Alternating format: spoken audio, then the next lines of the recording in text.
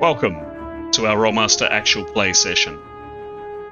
Twilight of the Old Order and Ain't No Place for a Hero are two campaigns currently co-joined, set in the world of Duranarki, the continent of men. In this gritty, cutthroat world, politics, religion, and commerce are all intertwined and reign supreme. Characters need to be both smart and ruthless to survive. We hope you enjoy our story, and, as always, may the dice roll in your favor.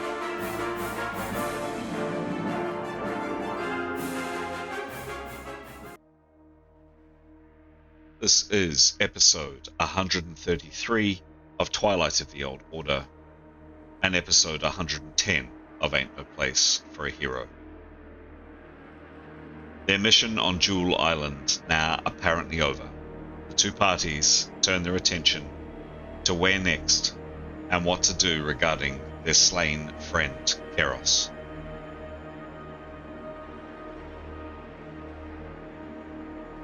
We rejoin our heroes on board a ship bound for the free city of Landaina in the swamps of the Green Festa, the Ala-Meng.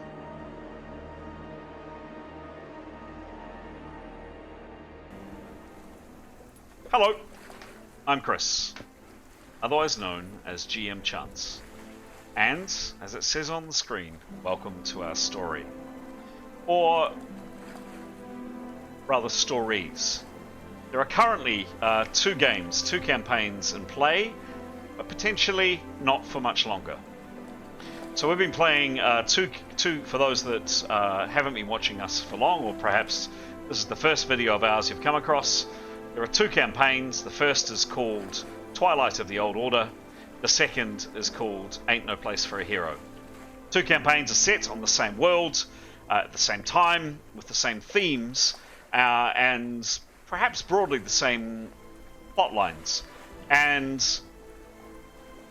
over the time that the games have been running, these two campaigns have woven in and out of each other. And this is in fact the third time that these characters have come together. There's a lot of characters on screen, a lot of faces. In literally a second, or a couple of seconds or so, maybe a little bit longer, I'm going to turn over to the players of those characters to introduce who they're playing tonight. As I always do, and it's not meant to sound trite or dismissive, but a genuine thank you to our subscribers. The numbers just keep slowly but surely tracking up. And just the comments that we get. We have a number of people who watch, I'm aware, watch this YouTube channel regularly. They follow what's going on, they follow the characters, they follow the story, and are often very generous with their comments, their thoughts, and their suggestions too. So thank you very much indeed for your interest and your time.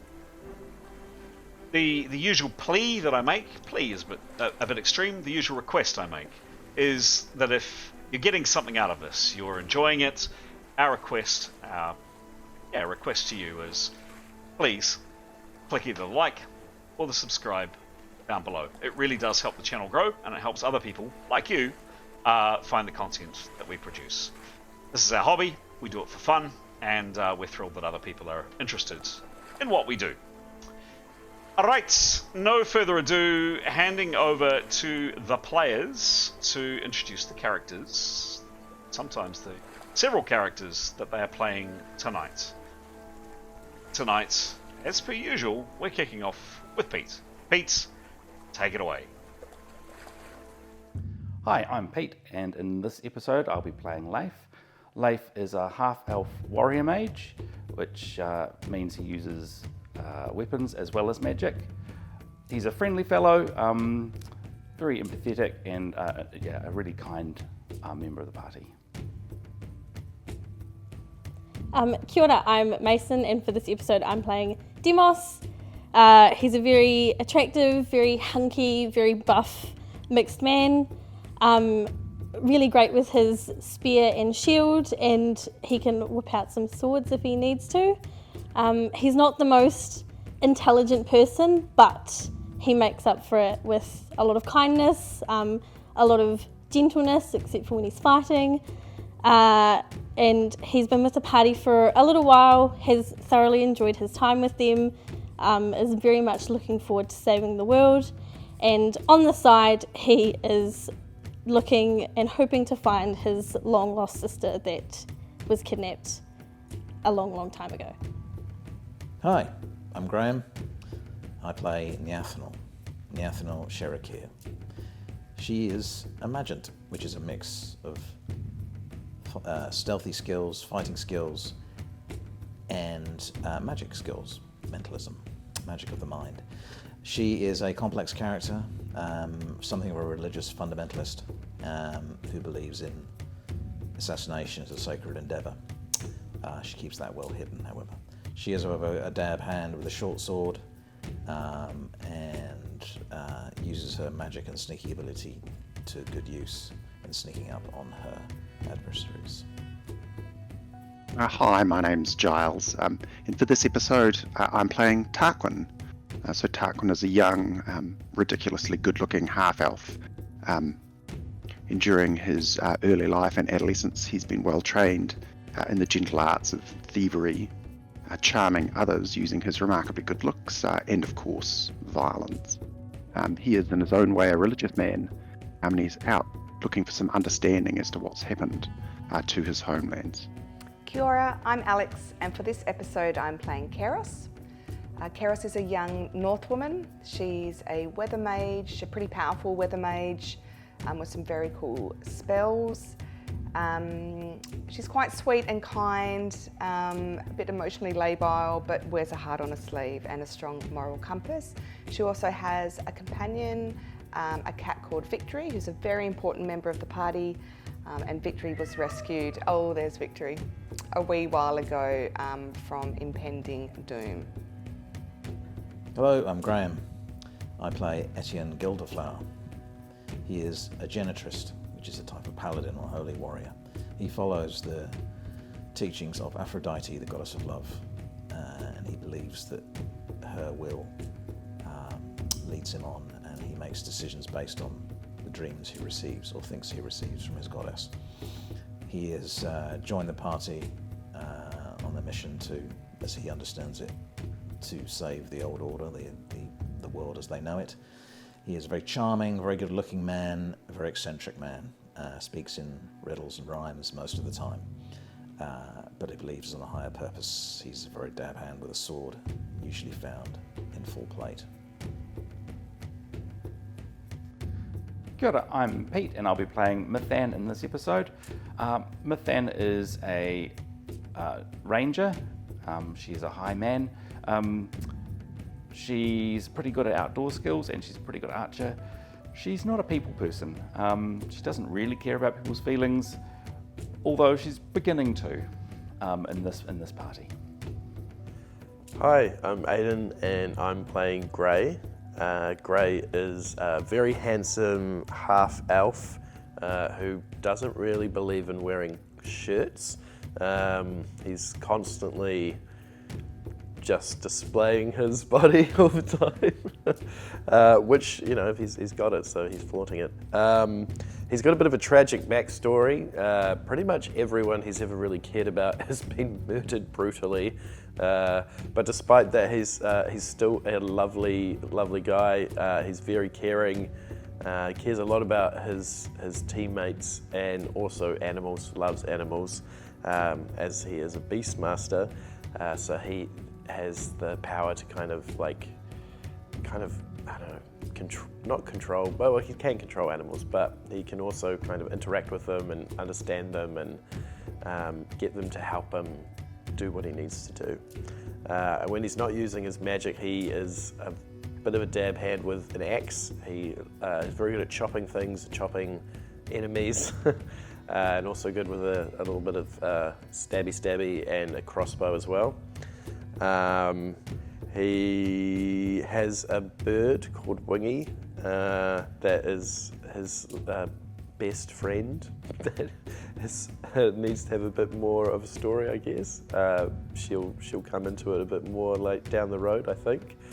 Yeah, that's great. Hello, I'm Graham, and I play Severin Kaidegard, who is a human swordsman, a dab hand at the sword, spent his whole life training in swordsmanship. He is a very charming fellow and fancies himself as a bit of a leader.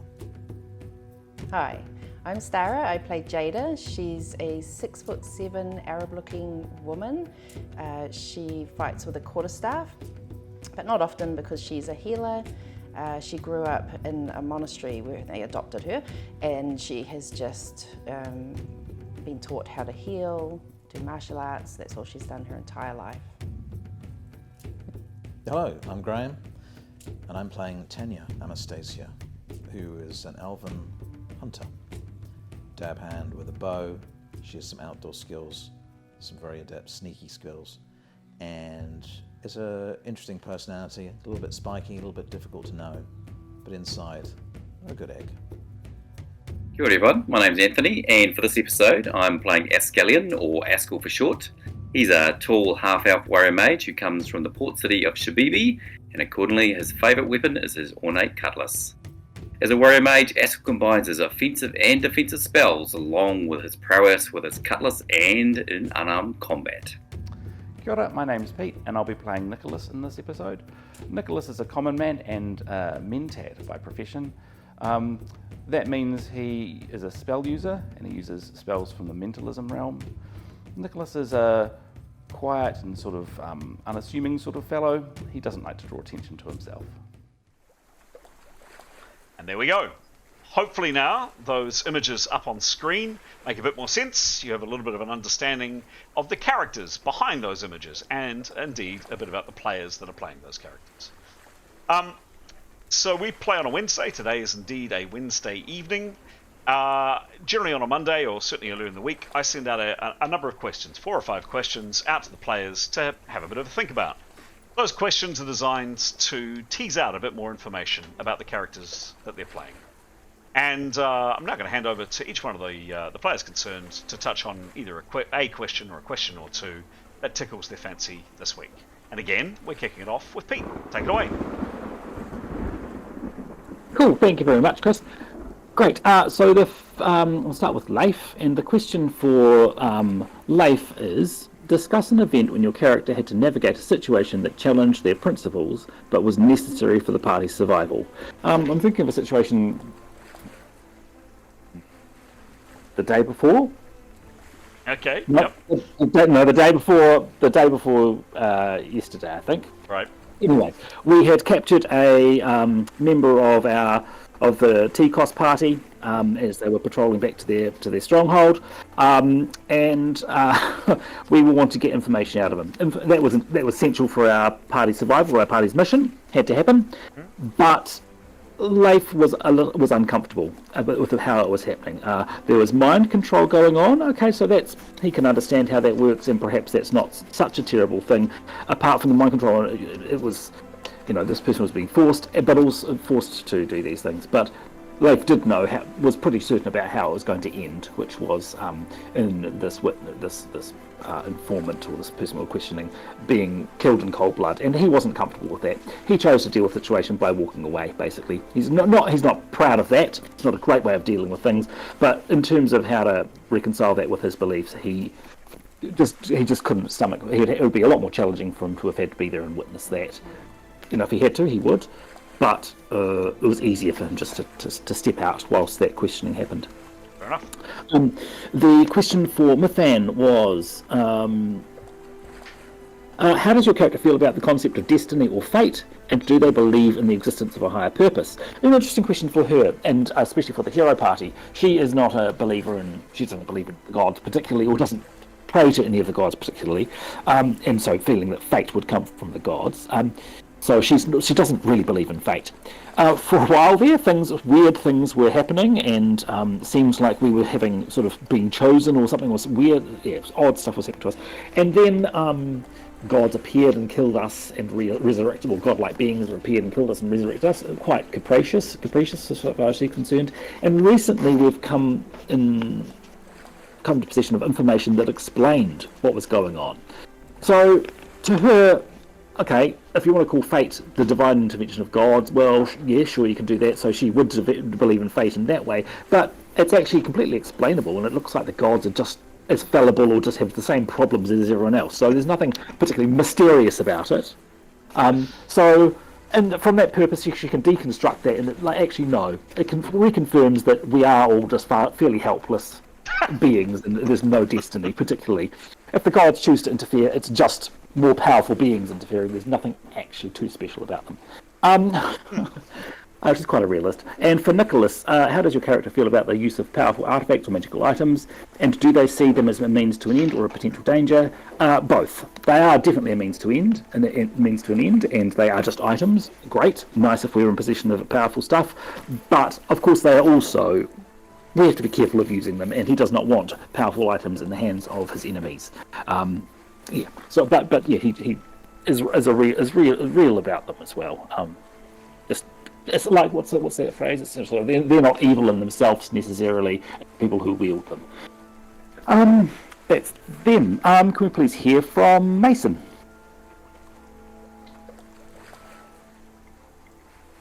Thanks, Pete. So for Demos, how does your character feel about the use of powerful artifacts or magical items, and do they see them as a means to an end or potential danger? He's never really been around magic much, so he finds it so fascinating, and despite not being the greatest learner, he wants to learn more about it. And then from what he's seen, he understands that it all seems quite dangerous, and there's some real, potential for life-altering, life-ending kind of stuff to happen. But he thinks it's pretty cool and pretty incredible, and just wants to know more. Excellent. And he's recently got some magical ability too. A little bit, yeah. He's really excited to explore more. Oh, I can't wait. I'll pass over to Stara.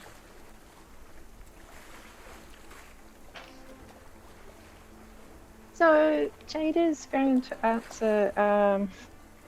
It's a tricky one. If your character had to choose between saving a party member and completing a critical mission. So how she sees that one is the mission's pretty important, because if we fail, that's the end of the world, possibly. So as hard as it would be, she'd probably have to choose the mission, even though that would be heartbreaking, because if she maybe looked after a party member and failed on something critical, could mean the end of the world. That's how she'd see it. And also she just believes in life after death and all of that, so yeah. Excellent, thank you. Who's next?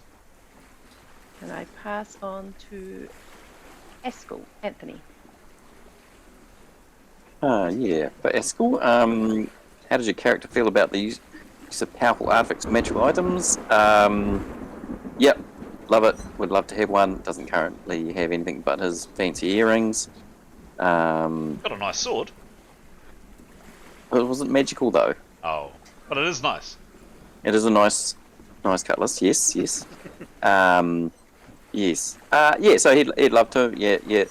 As far as does it see them as a means to an end or a potential danger? Yeah, he'd probably throw more caution to the wind and goes, yep, they're the means to the end. Deal with the possible danger as it comes, or she'll be right. Cool. Yeah, that'd be Eskel. Very good. And if I'm going to do Tanya as well, how does she feel about the concept of destiny or fate? And does she believe in the existence of a higher purpose? So she's reading her history backstory. She's in debt, owes a lot of money, and she's been around on the planet for a while. So she obviously needs to clear that at some point, but then probably start to believe that there's a reason it was all taken from her.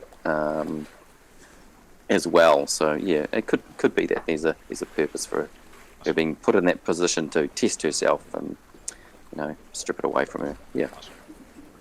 And we'll give Graham the right of rebuttal in a second or two. And thank you both, Graham and Anthony. Graham is here to play Tanya tonight, but Anthony, just for viewers' benefits, your character is currently out of commission, and you're looking after Tanya tonight. Who would you like to hear from now, Anthony? Well, let's jump to Graham. Excellent. Yeah, I mean, in terms of fate, I probably see it that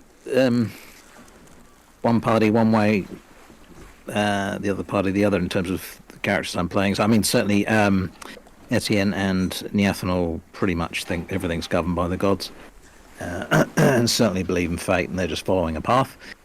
Severin, no, not really. Obviously, he's seeing increased evidence of the. He hears a lot of talk about the gods, and he's intrigued by the stories that have come from the hero party that appear to be corroborated, but corroborated rather. But no, he doesn't. He thinks you make your own fate. I actually think Tanya would believe the same thing. She's not really religious. I think she would quite a cynical type. I think she'd say you make your own. You make your own. You don't make your own luck. You make your own fate. But that'd be my yeah. Cool. Thank you very much. Who would you like to hear from? Gray. Hello, playing Gray. I'll answer the question about how Gray feels about the concept of destiny and fate. He doesn't think a lot of it, really.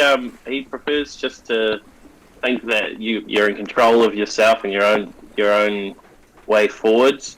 He doesn't like to think that there's beings meddling in his life and the life of people that he cares about. I think partly, I guess, that is to do with his backstory, which I've said a million times was pretty tragic and pretty hard. He doesn't like to think that they were destined, the people that he loved that were killed were destined for that kind of end. And he likes to think that he might be able to help people that are currently not doing so good. And he doesn't like the idea of anything getting in the way of that. Excellent. Yeah, so he's not into that. Not into religion or anything like that. Any organised thing, not keen on it. Not his thing, not his bag. Cool. No. Excellent. Thank you very much indeed. I believe that is everybody. I think it is, with the exception, just as a quick introduction, Alex, you are currently without a character, but Peter's very kindly loaning you a fun tonight. Did you want to say hello to the people who will be watching and listening to this recording? Yes, my dear Keros is somewhat dead. Although Gray might start that dead beating heart, you never know. And obviously, we'll be asking Pete if I make any really dumb-ass decisions for Mythan to step in and go, no, she would not have done that. Excellent. Yeah. Thanks so much, Pete. Nice one. Yeah. Thank you. Very good. So, Pete, Pete, if you wouldn't mind, just providing your quick and usual update, just a quick, very quick précis of what happened last time. I'll try to keep up with. Oh no, we haven't heard from Giles. Beg my pardon. I'm heavy enough either which way, as is Tarquin's way No. be quiet in the background. But if you insist, Tarquin would ask the question: how do you feel about the concept of destiny? Do you believe in the existence of a higher purpose? I think Tarquin would find the concept of destiny a bit bizarre. Okay. We get to do what we want, and we get to do it how we want to, but he clearly believes in the existence of beings, entities, gods, of much greater power than us mere mortals. And to that extent, there may be a higher purpose in as far as those beings may have general or specific purposes for us that we come to uncover. So I think he definitely does believe in the concept of a higher purpose, kind of handed down potentially from people we usually default to calling gods. Cool. Thank you, and sincere apologies for missing you before.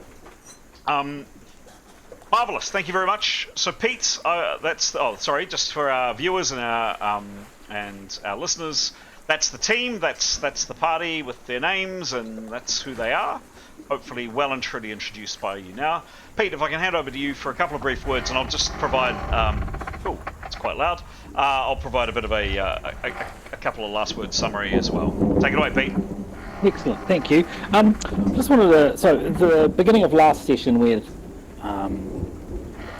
just finished our talk. Started when we just finished our talk with Jackin, the Monman representative, and he had, just to recap, we'd come second in this trial, and the Monman were going to provide us with contact and transport, which was good. So we started the last session by wanting to sort of ask a bit more information of that, and Severin was particularly keen to sort of challenge us not getting money aspect of that, but he stood firm. Jackin wasn't going to move on that. What followed was our party requesting healing for some things, and a healer was provided. She healed people of hits and Nicholas's legs a bit. Key thing was she was not able to do preservation spells on Keros. So after a little bit of healing, Tarquin mentioned he had a fantastic herb that was going to help Jada sleep. Or sort of perhaps it was before that, and that it was going to and basically essentially cut down the amount of sleep that Jada needed, so that it would cut down on the deterioration time of Keros's body. So that was fantastic. And so once Jada had 2 hours sleep, she awoke, having gone up a level, and was able to cast organ preservation spells and limb preservation spells on Keros's body, and she cast as many as she possibly could, so that Keros's body was as preserved from decay as much as possible, which was fantastic. After that, we had... Jackin was wanting us to sort of make a decision about where the parties were going to go to next, and so what we decided was that our next steps were to seek further preservation from Keros in the nearby cities, because he was able to provide us. His mandate was for us to have the ship for perhaps a month from now, and for him to take us anywhere within the Quintana Sea. So we were wanting to sort of extend that by visiting close cities to get more preservation spells to cast on Keros's body, and then, depending on that, perhaps the parties would split, but the hero party would also then seek healing, the proper healing that we need for Keros. Following that, whether that was successful or not, the hero party had discussed that they would want to go to Navigator Stone to then head to Tarak Nev, the City of the Dead, to intercept Irene Chonta, the head of the New Enlightenment party, and more information was there for our party to read. Actually, has come through this week.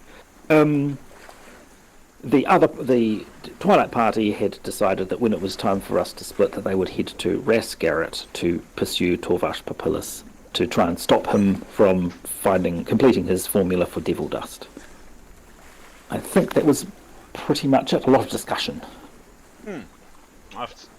After a pretty bloodthirsty last few sessions, a chance to kind of collapse and heal a little.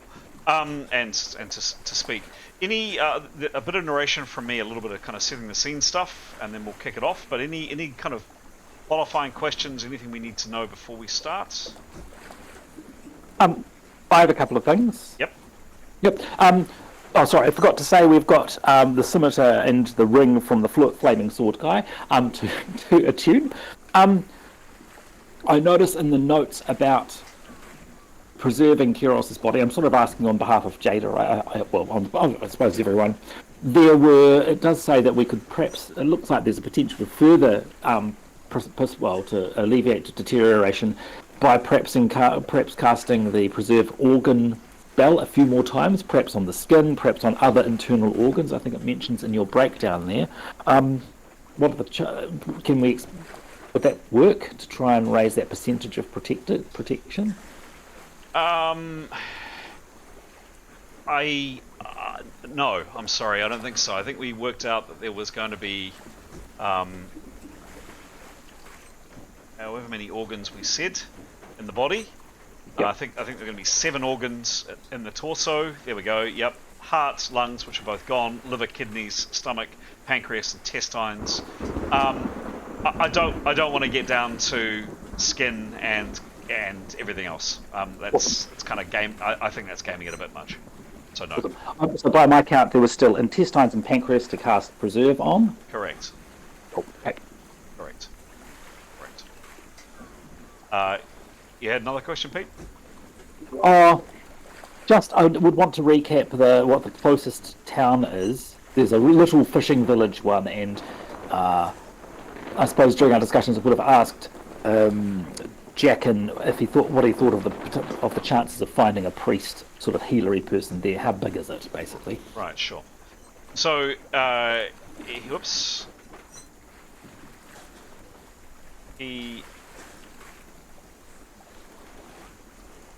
Hopefully you can see that. Yes, you can. So, by the way, your characters do have the maps. Jewel Island was this little guy here. He referenced that there was basically some fishing village that was right here. Randomly enough, a navigator's column was there. Sorry, I'm just going to switch some of my sound effects down a little bit, guys. It's just a little bit on the loud side. Hang on a second.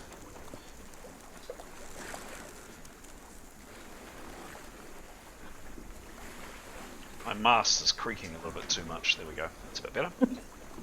What are you euphemism of any sort, is it? I don't believe it is. No.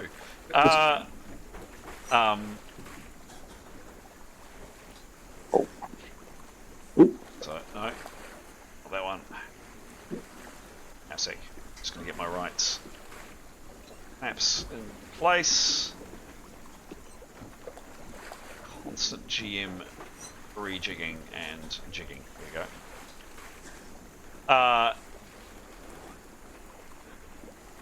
Yeah, there we go. Perfect. So, so speaking to the person you call Jackin, now he has adamantly denied that's not his name. He says you can call him Mary if you like, but the person you call him Jackin, he said there's a navigator column in Siveret, which is a free city up here. There's definitely a navigator column in Landaina. There's also one, I'm not sure if he mentioned, in Ossot, a relatively small settlement. But absolutely, however, the closest navigable to you, is here. Points on a chart and explains that it's basically this ruined, semi-ruined fishing village, inhabited sometimes by pirates, inhabited sometimes just by poor fisher folk. Pretty desperate, horrendous place. The reason that it hasn't been turned into a major city of commerce or trade, as many places have that have this incredible ability to jump from location to location via these stones, is its terrain. It's right in the middle of the swamps, as is, by the way, Landaina and Siveret. But it's prone to flooding, it's on a sandbar, and the actual column itself apparently is slipping into the mud. So it's a very, very humble, small, extremely small settlement. It's his description. Your question was would you find a priest there? Well, actually, we're wanting someone who can cast Preservation on Keros. Where's the closest person closest place that's likely and safe for us to do that reliably? Probably Landaina. Yes, in terms of a decent-sized city, it's numerous thousand people in size. It's a free city, so in theory, at least, none of the major powers, in theory, holds major sway over it. It's as a free city, it's subject to all kinds of different religions, so it's also a pretty godforsaken, miserable part of the world. So how many temples and churches are there? Don't know. He's been there, of course, as have some of his men, and there are definitely temples there, he says.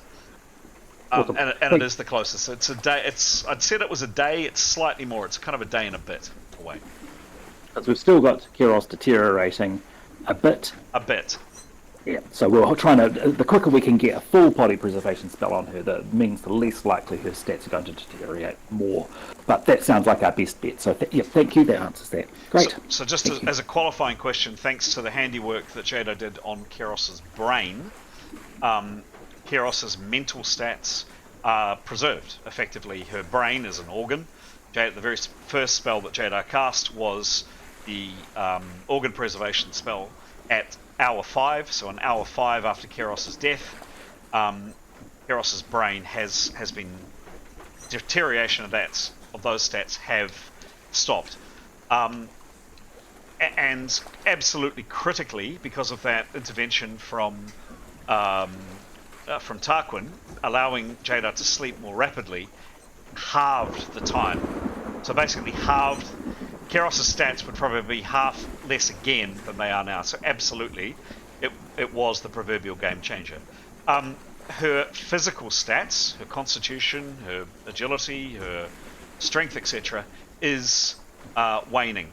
Currently, all of her physical stats, not that anybody knows this, because of course your characters don't know what a stat is, but we haven't actually started the game yet, so we're gaming a little bit. I'm happy to say all of the physical stats are still on their temporary stats. They haven't yet started on their potential stats. Some of them aren't far off. They are going down a bit, and that is basically, in 5 hours, in this hot, sticky, humid heat, Keros's body is rotting. Now, it's significantly rotting less because of the limb preservations, which, again, Jada timely cast on all 4 limbs, on obviously the brain as mentioned, and also on some organs. But yes, her skin, other parts of her torso are beginning to rot. Probably not yet smelling bad, but it's probably not going to be too far off. So she is rotting, literally rotting, but not incredibly fast. Any last qualifying questions? Questions that need answering? Once, twice. Let's start the game.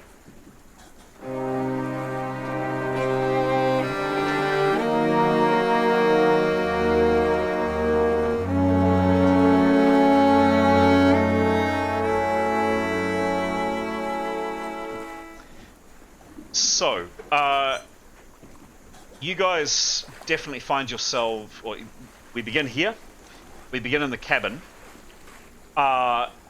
I was absolutely desperate as the GM to move the story on to the next day, and indeed we have moved the story on to the next day, because that previous day was it seems it was a long day.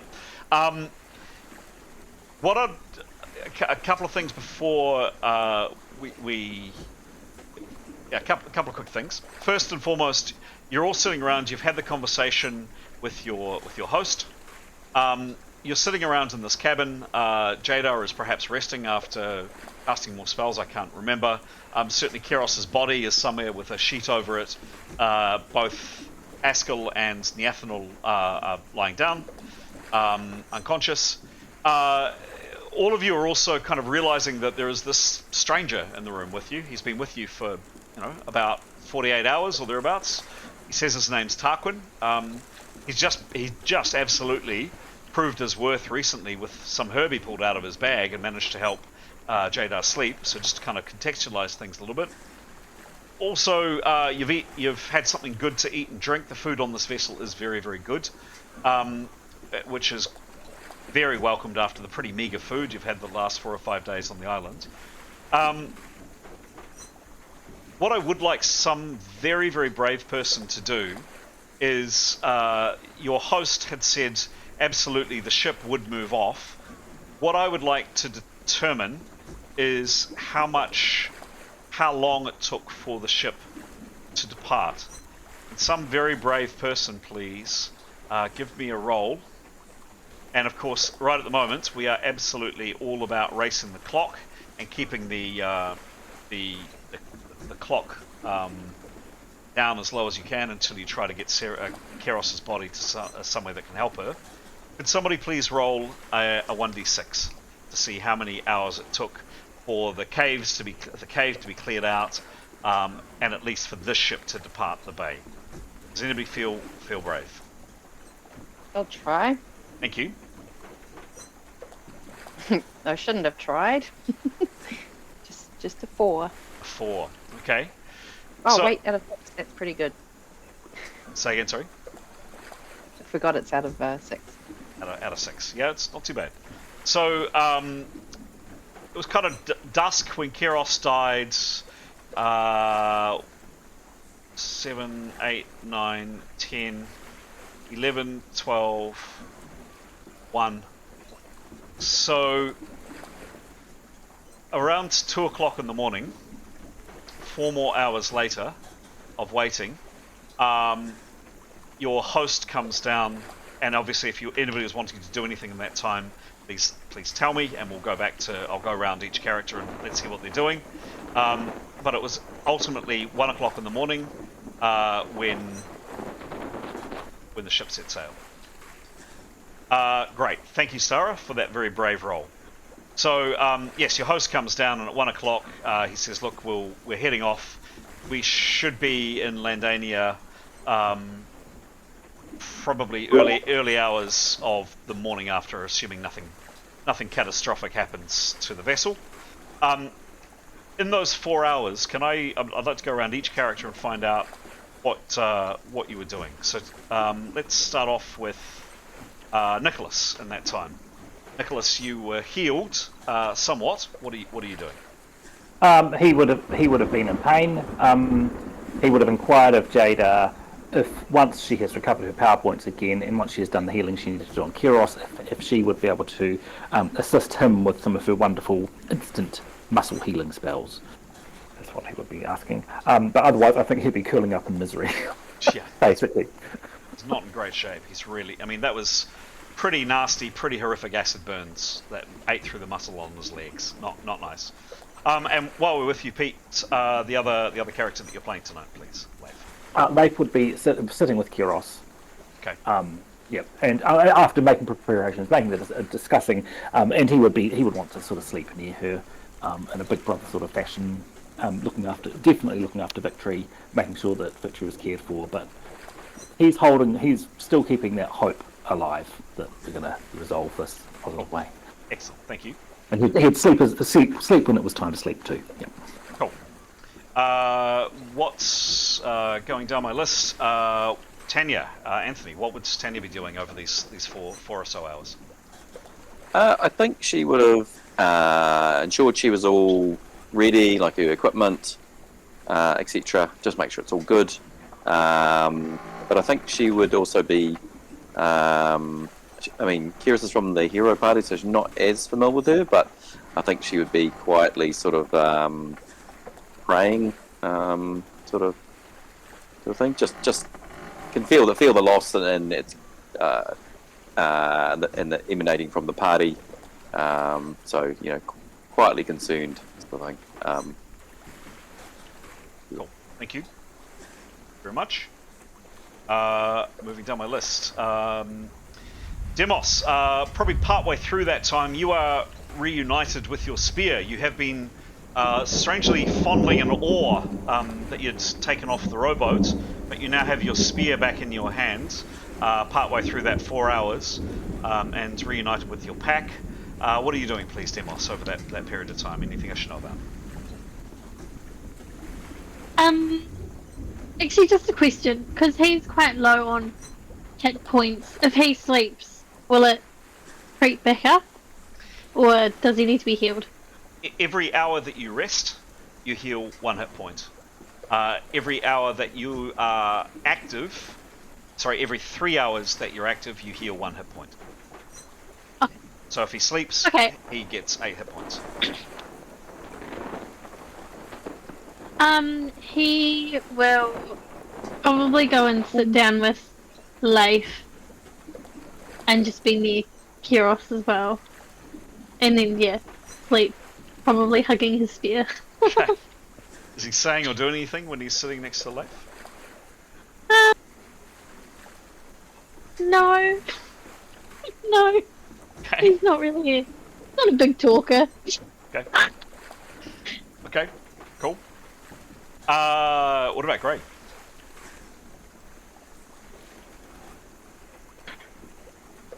Gray's probably just sitting with Wingy, just keeping vigil with Keros, and just kind of softly crooning to Wingy, giving her little pats and scratches under her beak.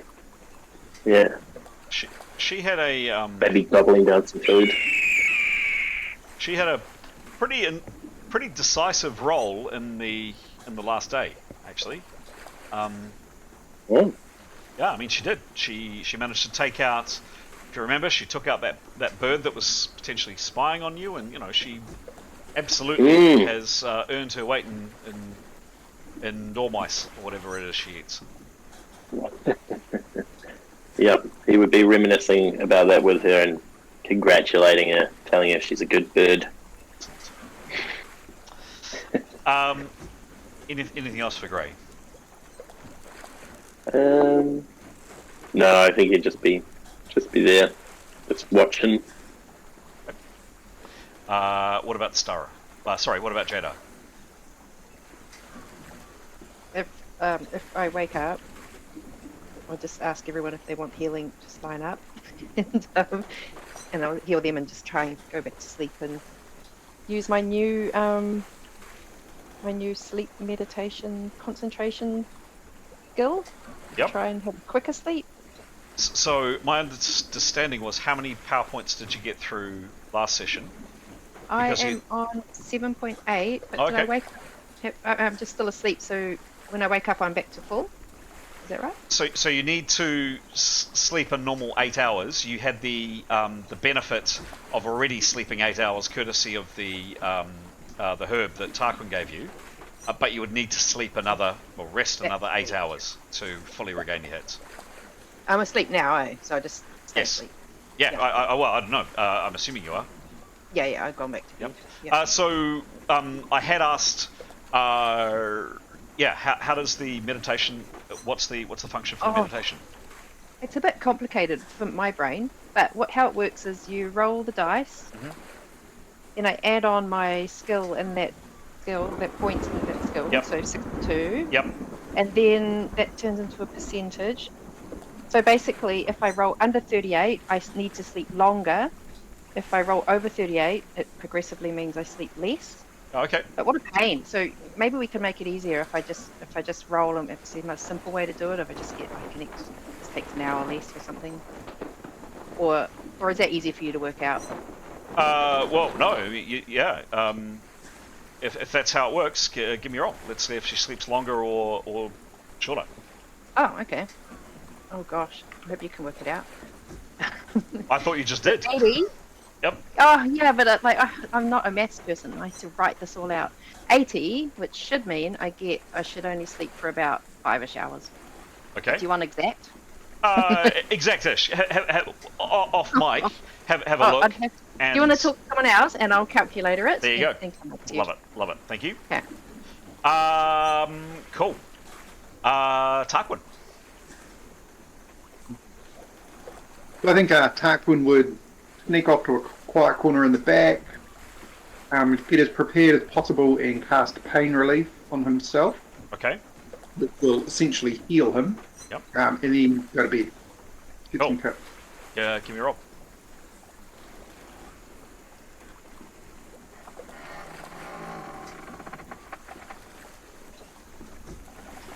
Only fails on a 1 or a 2.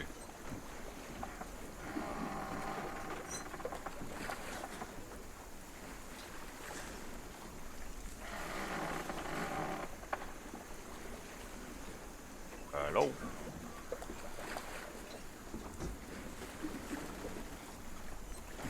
You there, Giles? Oh, Giles, you're on mute, mate. Apologies. So I rolled a 51, so 51. pain relief was successful. Done. So what does that do? Essentially, it heals 1 hit per minute continuously. Oh, brilliant. So useful spell. But he wants to make sure he's totally onto it. I guess Sure. if there's a little cut in his armour, he'd be stitching that up. Otherwise, he'd kit. Excellent. Cool. Yeah, I mean, he literally, depending on euphemistically how you want to phrase it, he either murdered in cold blood or he gallantly defended Jadar and Nicholas, whatever your take. He managed to slay 2 people by himself and just got literally a graze on the face. So no, he's just got a cut. But yeah, presumably scrambling over rock and, you know, up rock and cross whatever. Yeah, he's probably got some stuff he needs to repair. Great, thank you very much. I believe, Graham, what are your characters doing? Oh, actually, just on that note, obviously, Giles, don't forget you'll get extra XP for killing those people entirely on your own. I think there's a bit of a bonus there. Anyway, I'll mention it. So Etienne, once he's rest, he will go off and find some people to have a drink with. If there's a galley or somewhere where people are off duty, he'll hang out with them, take some booze. If there's any booze in the room, he'll take it with him. Yep. And he'll kind of drink and be merry if he can find anyone who wants to be merry, and have a chat and basically have a good time. Severin would take the opportunity to talk with Edith, or whatever his name is, and Neathanel's unconscious. Should Neathanel not be unconscious, she would also cast Pain Relief. Who's Severin speaking with? I can't remember his name.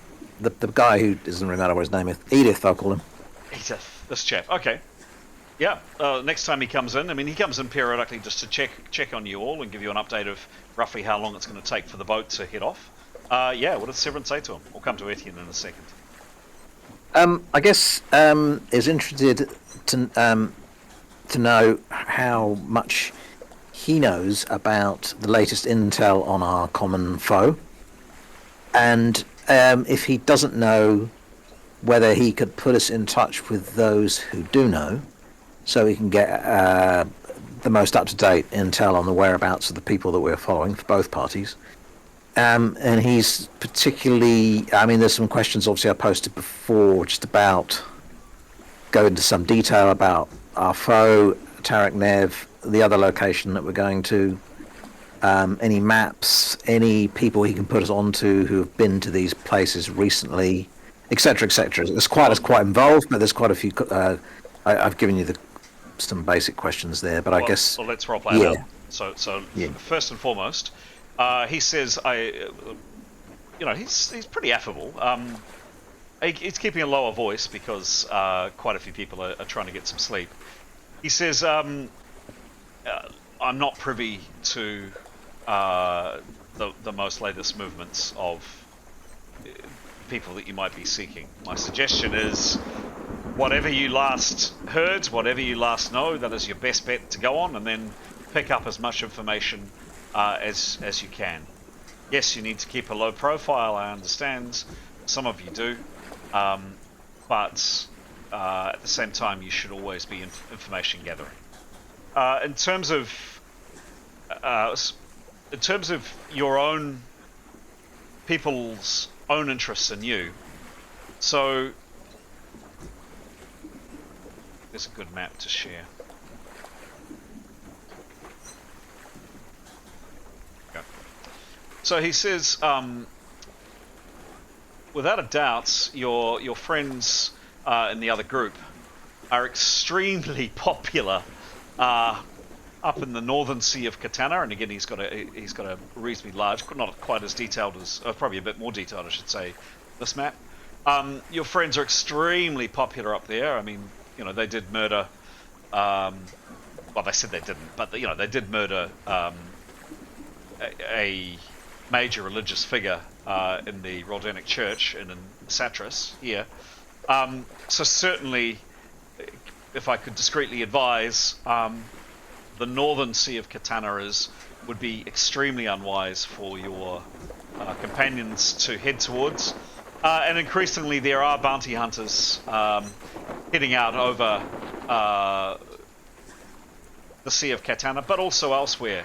I had picked up there was a rumor that people thought you might have gone into the land of the mercenaries. The fact that you were higher swords yourselves, into the petty kingdoms, the land of the mercenaries over here. And I understand a number of the bounty hunters that are tracing you might have gone in that direction. Certainly, I would say it would be almost suicide for your companions, I should say, not tracking you, dear Severin, but tracking your friends. Certainly, your friends should not head anywhere in northern Katana. And I wouldn't, if I was them, I wouldn't linger in the Sea of Katana much longer. Where we're heading, god-awful swamplands to the south. I mean, frankly, no one likes going there. I hate the mosquitoes personally. Food's pretty terrible. It always seems to taste of sand for some reason, they seem to put octopus in everything, which really gets up my goat. And the Cathmics of Vetlimit are a pretty sour and dour bunch as well. So generally, southern Katana is not a lot of people like going to it. So I think you and they are reasonably safe to go there at the moment. I mean, it's only been 15, 20 or so days since Pytha happened.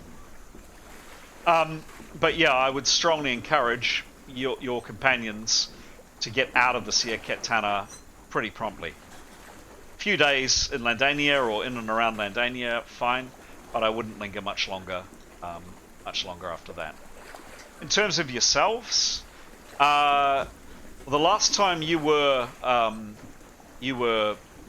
fully spotted was quite some time ago. Something to do with a place called Jebai Rima, one of the free cities up the north.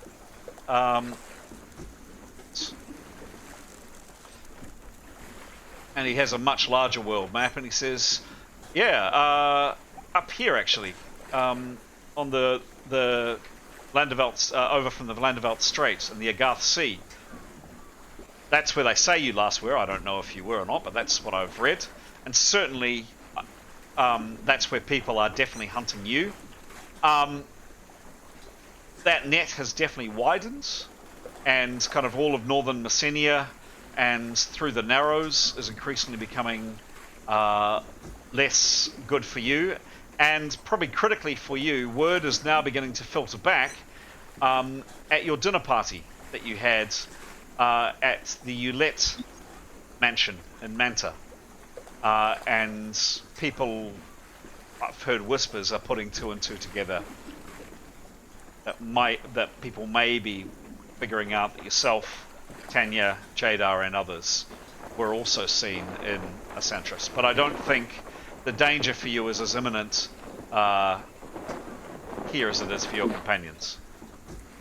Does that help with a general sense of who's hunting you and perhaps where they're hunting? Oh, it certainly does, yeah. And in terms of an intel where we intend to go, who would be? Do you know of any authorities or local people on the ground who might be able to help with maps and directions and assistance? And you mentioned people who might be able to assist. Could you put us onto people who are a bit more clued up with what's going on a local level? Absolutely. So you'll remember, absolutely, 100%. So you'll remember my comment before about things being compartmentalized, yes? Yeah, yep. I have a certain amount of knowledge. I keep that knowledge largely to myself, and I do my job and I pass it on. One thing, the GM's asking you, Graham, have you actually told him you've said you're wanting to go to Landaina? Have you said where after that you're going? I know you've said it to me, but have you actually passed that on to your host? No, not yet. I guess maybe we'll cross that bridge when we come to it. Well, he says, well, first of all, I need to know where you're going to be able to assist you. But yes, the idea is, as part of the network, so long as you give us 10 or so days' notice, and that's what we'll have to wait in Landaina, off the shores of Landaina, to pass you on, and to then organise your next destination.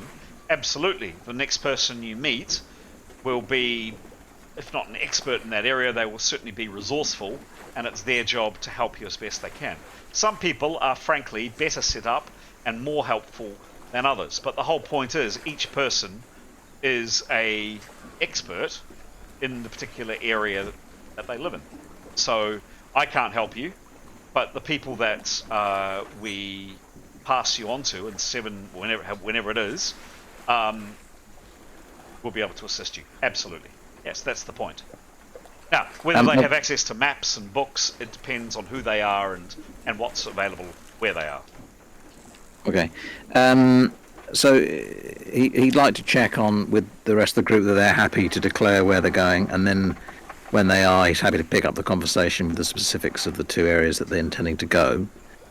In the meantime, he's just thinking of the wider group, and he's wondering whether, but obviously there's quite a group aboard the ship, some of whom seem to be spellcasters, and whether anyone aboard would be willing to share some knowledge. He's asking on behalf of the wider party if anyone wanted to trade spells and share knowledge. They would certainly be grateful of the additional knowledge and would be willing to share theirs by way of return. And would any magic using individual on the ship be willing to do that? You're asking that of your host? Sorry, sir, I don't know anything of your own ability, but I'm not making assumptions, but it seems some people aboard this ship seem addressed as if they were users of the magic arts, as are some of our party, and whether anyone would wish to sort of trade spell knowledge with us for mutual benefit. For a day? Oh, however long we're on the ship, whether it's, copying out lists or what, it looks like we may be on the. I'll need to talk to my companions about where ultimately we're going, but while we're on the ship, if anyone would be willing to do that. I doubt it, but I'm happy to ask. Oh, that's much appreciated. Obviously, we'd be prepared to share ours at the same time. Any other questions? Well, unless you want to jump, I just wanted to really check with the rest of the group. They're happy to declare our destinations. I think so. Yep. In which case, he would be specific about ways into Tarak Nev, the best way in his opinion, where their best contacts are to help us get in, and any advice he's got. I mean, we've heard about we've heard that there's a transmitting navigator column some days away. Is that the best way in, or he mentioned this other kingdom, Vet Lomit? Does he know a way in that way? What would be his advice in terms of, or is there someone we can ask in our next destination about which is the best way in to Tarak Nev? You're going to the Dead City? Some of us, yeah. That's exciting. What do you know of it? It's a place I never want to go. No, well, yeah. Well, neither do we really, but, needs must. What I know about it, he brings out a larger map. It's down here. It's been ruined for something like 260 odd years. The hordes from Scarthus rose up about 300 years ago and just smashed everything in Katana. Then again, you know all of this. How to get there, how to get in, who to travel with, I have absolutely no idea. I have actually quite deliberately made a point in my life of not going to Tarik Nev, and really not knowing anything more about it than knowing that I don't want to go there. However, my job, as mentioned, the compartmentalized comment, is absolutely to find you somebody that can. What are your instructions to me? To then pass on, and in 7 to 10 days, we can arrange transportation. Yeah, basically, someone who may advise on the best way in. Obviously not yourself, but if you have any other contacts, their recommendation for the quickest way there and back. And any information they have about what to expect, what preparations we should take. Right. When you say, are you simply wanting to have a conversation with that person in 7 to 10 days, and then go, or do I instruct that person that you will be going with them one way or the other? Help group. Are we happy just to get going? Yeah, definitely. Yep. I'm talking more about Jada's. I mean, it's more about how long it's going to take to ascertain whether Hero can save Karos. It's the Hero that are going to. Yeah. So it's about what we can find at Landaina and what we can find at Corgi in terms of healers. So we just made the call there. Yep. But I mean, that's not going to be too much of a difference. It's just simply, can we find the correct herbs to restore her stats, and can we find someone to heal her heart and lungs? Right. So if we said 7 to 10 days, whichever way it goes, that will make a difference.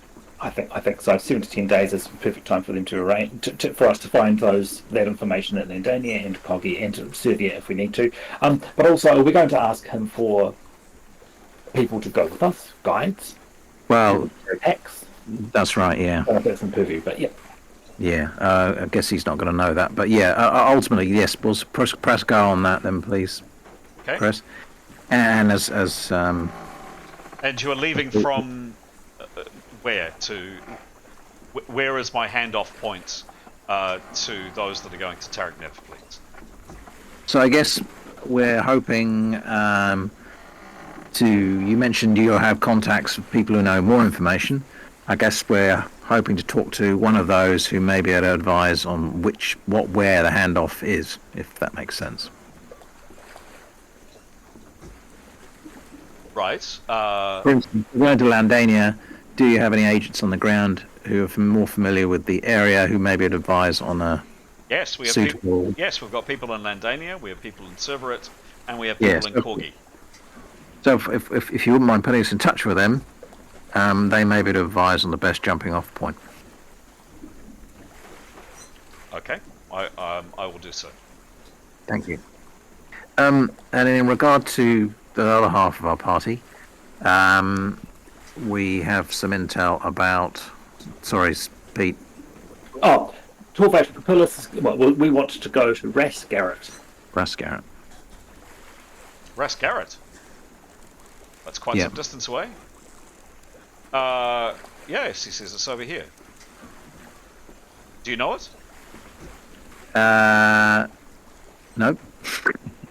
It's a Thracian colony. It's part of, the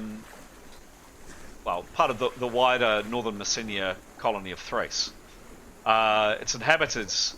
I don't know a lot about it myself. I just know that those horrendous blue skins, dart-throwing swine are from there. Good mercenaries. Some of them actually came over and fought for Scarthus. Rasgarret itself, it's here. It's a border town, and it borders Dransfeld, which is a small kingdom, and Turong itself. Matter of, I don't know, what is that? Maybe 50 or 60 miles away from Turong itself. In terms of how to get you there, yes indeed, you have a choice of several navigator columns. One in Rasgarret itself, There is one deep the jungles, I believe, in Dransfields. I don't know the status or how accessible that one is. There's also one slightly inland from Port Solomon, and one slightly up the coast. But there is one directly in Rascaret as well. And Chris, just as an aside, where was that kingdom we were in with the temple that we stormed in the jungle? It was up there. Right, okay. Oh, Rascal. Right, okay, got you. I thought that sounded familiar. Yeah, okay. So you got to hang out with your mother here. You went on the mission up this river. You stormed the fortress in the jungle, came across these mountains, and you came down this river. And then you made your way back down here. And can you remind me where my mother then went?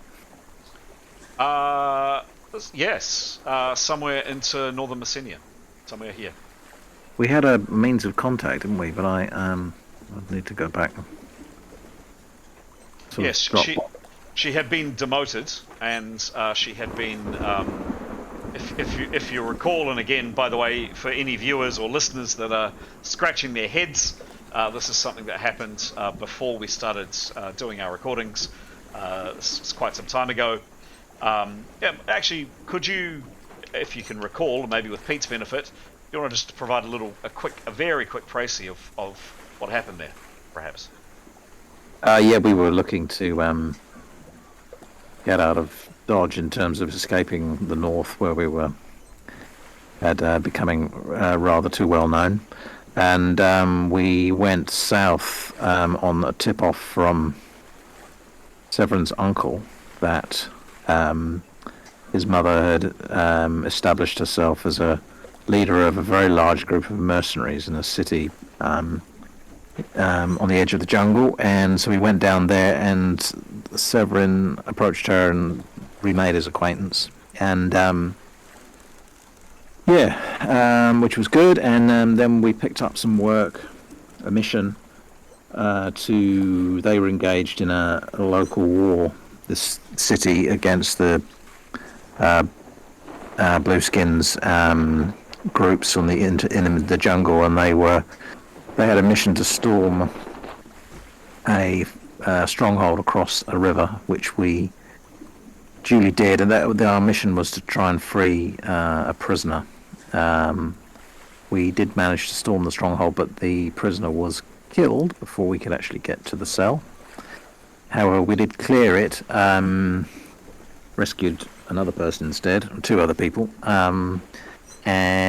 but behind us there was some significant movement in the lines of the two parties, and behind us blue skin forces were approaching and had entered the temple. So we fled out the back door and into the jungle and spent a long time trying to find our way out of the jungle, eventually meeting up with some elves who took us to their kingdom, and where we met with Leif's mother, I believe, who is a queen of a elvish city in the middle of the jungle, who was rather sympathetic to Torang, as it turned out, or rather sitting on the fence anyway, and she and her That's sorry to interrupt, that's Severin's mother there, for anybody that was curious.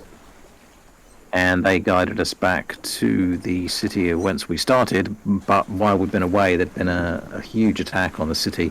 Ultimately had been repelled, but there'd been a massive loss of life. And the whole place is in tatters. As a consequence, failure of intelligence and so forth, here Severin's mother had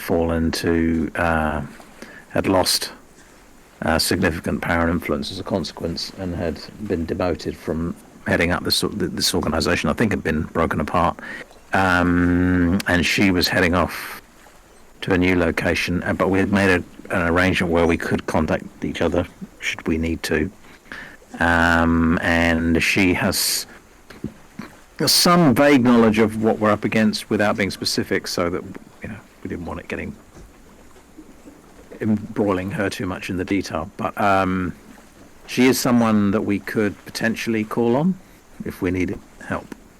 You remember the name of her mercenary group? The no, The Joyful Butchers. that's it. Yeah, yeah. Yeah. Just to add to that, I found my notes. And I've written down we have info for contacting elk in Northern Messenia, so nothing specific, but we just decided we had information. And my notes do say that she is going to, in a month, she will head south to fight the Kimsel clan in Northern Messenia. And the Ras Garrett, or the place that we're supposed to, the Lords of Akana ruin we're supposed to be going to, apparently from information from Torvus Papillus, was in the region of Kimsel. Oh, what an incredible coincidence. Nicholas's Werehole, person he's chasing, is, what's his name? Gildwin O'Cathan of Kinsel. And I believe that Gray's after them as well, the dart throwers.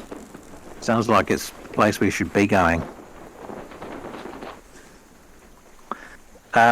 Yes, so, okay, well, we may as well push go on that then in terms of getting there. Any thoughts, people, on, should we go straight into Ras Garrett, or should we be going elsewhere and travelling into Ras Garrett on foot? Looks like that's quite a distance, though. Okay, check. Our understanding is with 7 to 10 days' notice, there will be a person, the contact in Ras Garrett will be able to collect us and keep us undercover. You know, they'll sort of protect us from our pickup point, basically, from the navigator column. They'll ensure our secrecy, so I think it's safe to go to Ras Garrett. Was that correct understanding? 100%. Yep. Yeah, well, let's do that then. Yeah, okay, we'll do that. Definitely straight there then. Yep, straight there. Okay. So your friend does just seek clarification. Where are you leaving from to go to Ras Garrett? Well, I would say Landaina. Done. Yep, or the other one. Yeah, or the other one. Osot. The one that I just mentioned is that little less populated city, so we could land there and sneak to the so, you know, the most remote navigator stone or whatever. Just to, that makes sense.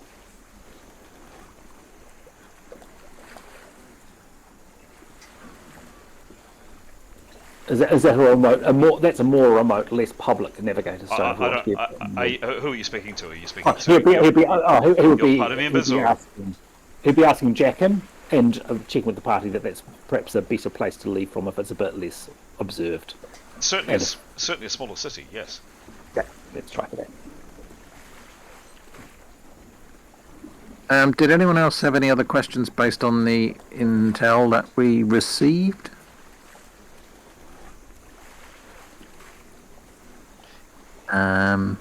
No. Not right now. No, okay. And bearing in mind you did get a lore dump from the GM earlier today, if there are any specific questions that you wanted to ask of this individual that you weren't forewarned enough to know, I'm happy to backdate it. Great, thanks. Yep. So, for clarification, your host says in between, certainly within 7 days, I will deposit you in Osot. I will have somebody in Osot who will find you somewhere discreet to stay. And from Osot, you are then going to travel by navigator column all the way to the other side of the continent to Ras Garrett, the Thracian colony. Is that correct? Yes, and I would ask sincerely if you can restrict this information as much as possible. Obviously, we share an ultimate aim, but we obviously have people chasing us, so that'd be much appreciated. Compartmentalized. Excellent. I tell my superiors and I tell the next person where you're going, and that is it. There is a phrase where I come from, it says, I don't know if it translates. And you notice the Westron he's speaking is strangely accented. You think, the more you hear him, Severin, every now and then you think he might, of all places, be from the north, where you're from. There's a phrase that we have where I'm from, that I don't have a dog in this fight. In terms of, I have nothing to gain or to lose by betraying your confidence. In fact, more to the point, I have a lot to lose. Your secret is absolutely safe with me. I will tell my superiors, and I'll tell the next person, but that is it. So, I will Severin warmly thank him. Excellent, you're most welcome.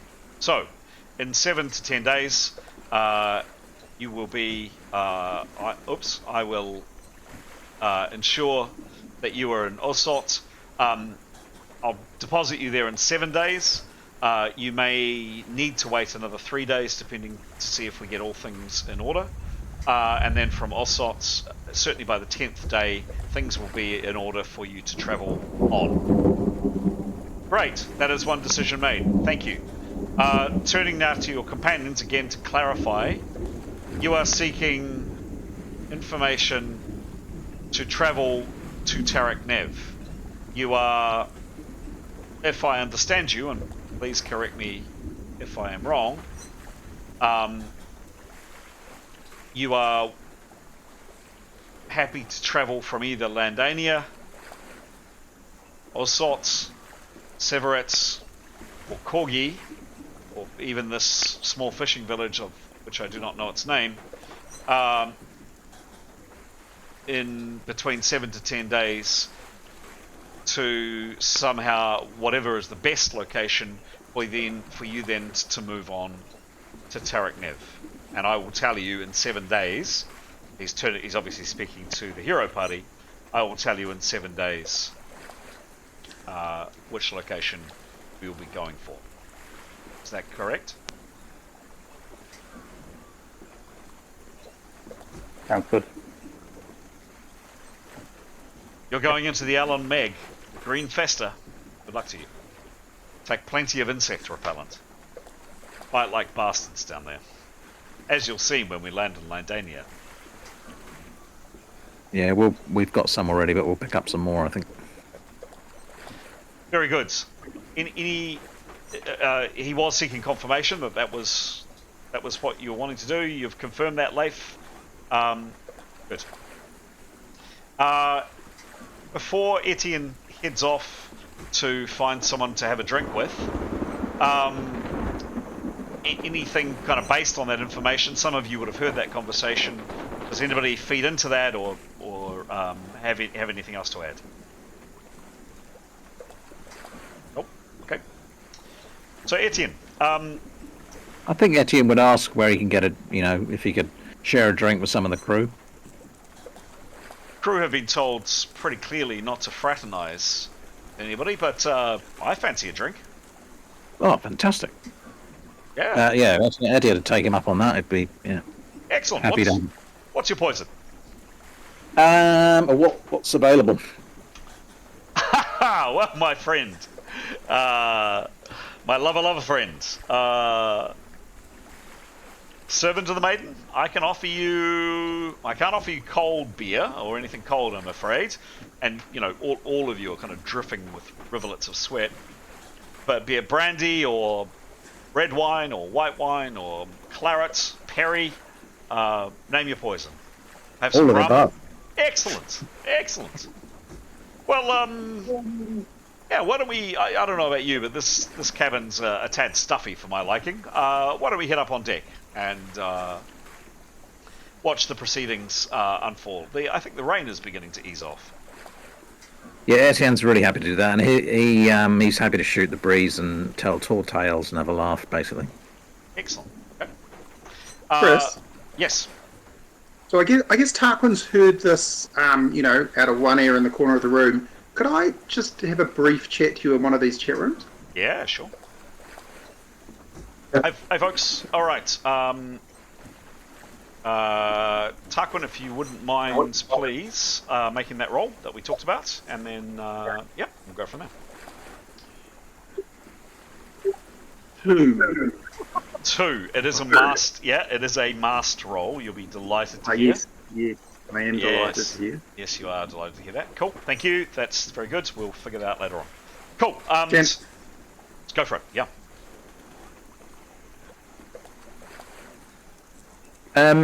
There was just one thing we were just talking about there, Chris. Sorry, just to add. We'd forgotten we'd had our score just reminded the group that all our cash is in the bank. So we will need to make a jump back to the bank and then onwards from there. Okay. Okay. So you're telling the GM that? What are you doing in game or what? Yeah. Well, give me something to work just with. passing that on, that we're going to need to make a lightning visit to Jebai Ritana. It is Ritana, isn't it? Yes. Sorry, me and names. Very briefly, and then we can either come back to Landaina if that's easier, or go straight to our final list. Probably it's easier to go straight to our final destination, and that's the Twilight party. It's Twilight. Okay. So Twilight's. So what? So what do you say to your host? Just so I'm clear. Exactly that. That we're going to make a jump first back to Jebai Ritana to pick up some of our supplies that we left there before we left, and then go onwards to our ultimate destination. I see. Okay. So you're not going to Osot. You're going to Landaina. So waiting 7 days, going from Landaina. So I can transport you by ship. This ship. It'll take 4 days to sail back to Landaina. Jebai Ritana, which is here. Or you can wait 7 to 10 days, and you can travel by navigator and jump. I think that's probably easier. Yeah, I think we'll do that. Okay.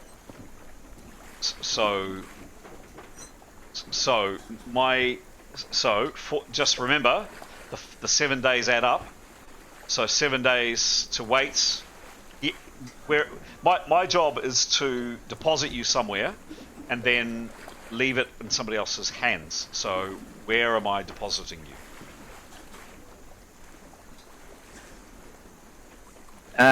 Any input, people?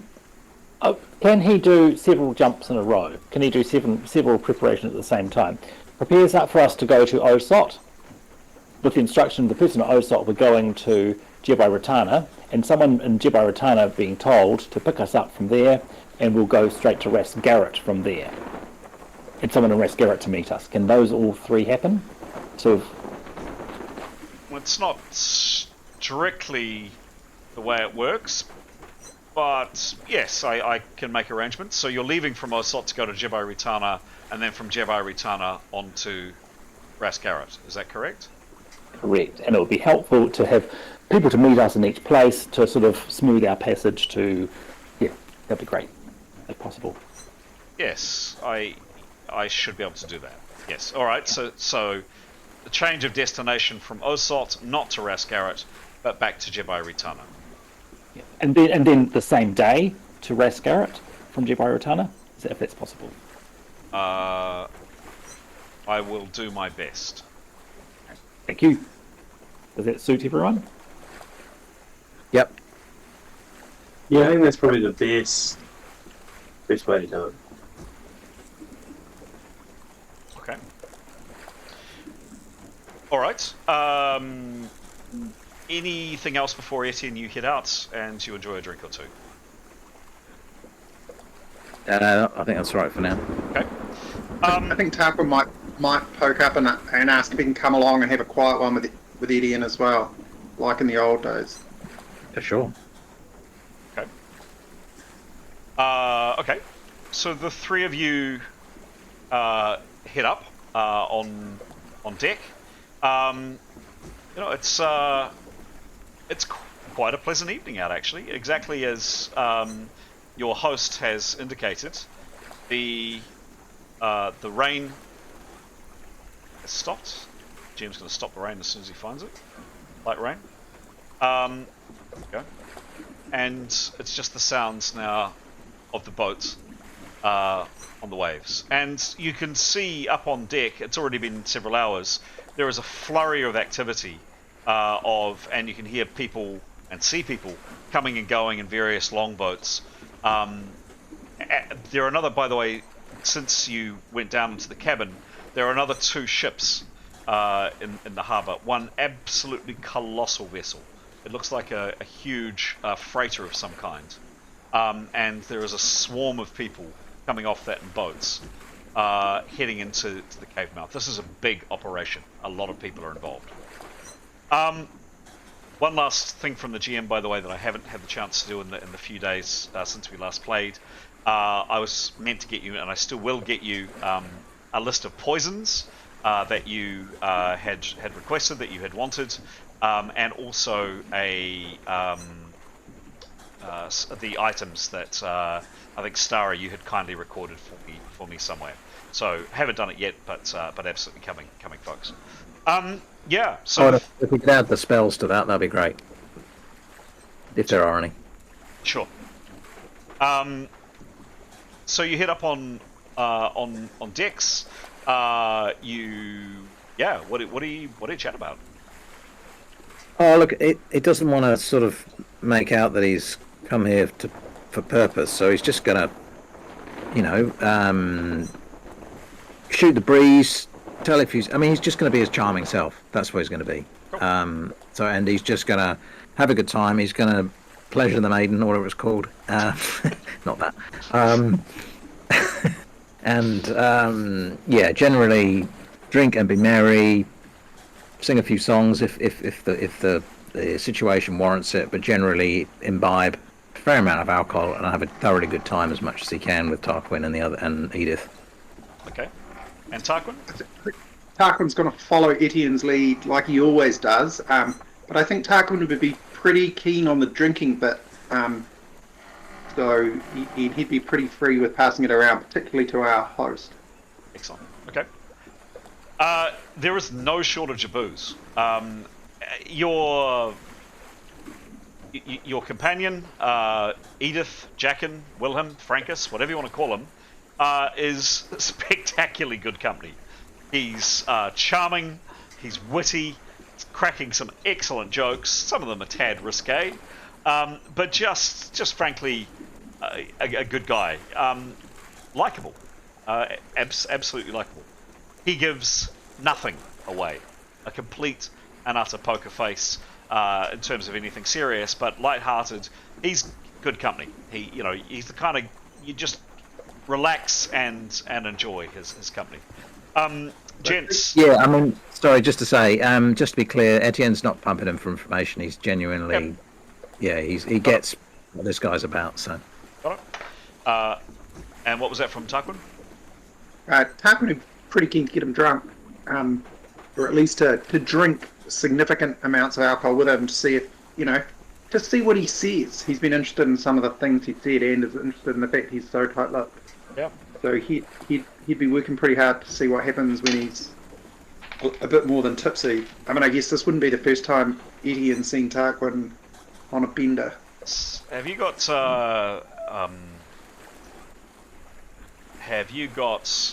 alcohol tolerance as a skill? Yep, I have. Could you give me a roll, please?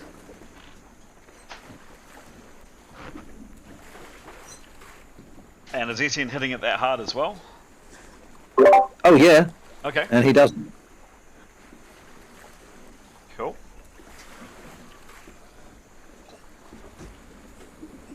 Just a second. Just hold the rolls for a tick, guys, or just hold them to yourself for a second.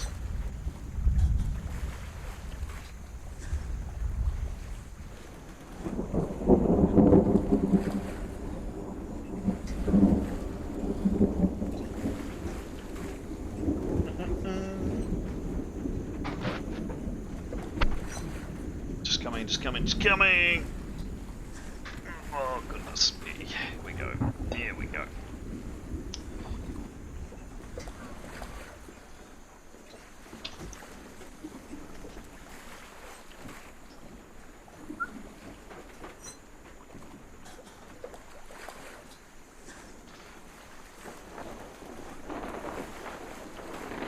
Damn it. What's the... I thought it was alcohol tolerance, but... Has it got another name? Adrenal toughness?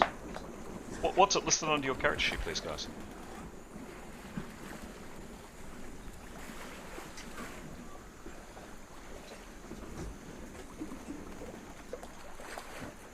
Drug tolerance. Not alcohol tolerance, it's drug tolerance. I couldn't find it. Alright.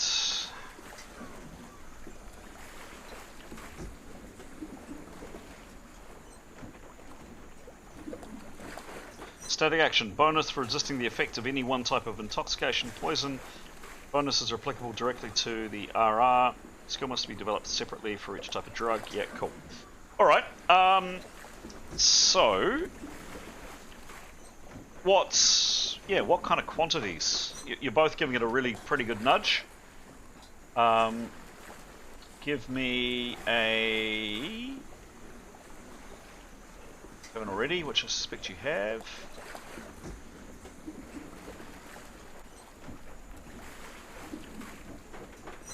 Distance rolls, there we go. Cool. Yeah. Let's say we're looking at about... how many hours are you both up there for? Well, I mean, you know, whatever. I mean, he's going to take it as it comes, right? So if he'll drink as... Okay. Give me a roll as against... long, Yep. well, Give me a roll, please. well, I haven't got a skill. Do you want me to roll anyway? Oh, yes, please. 72. 72. Cool. And what's his con self-dis?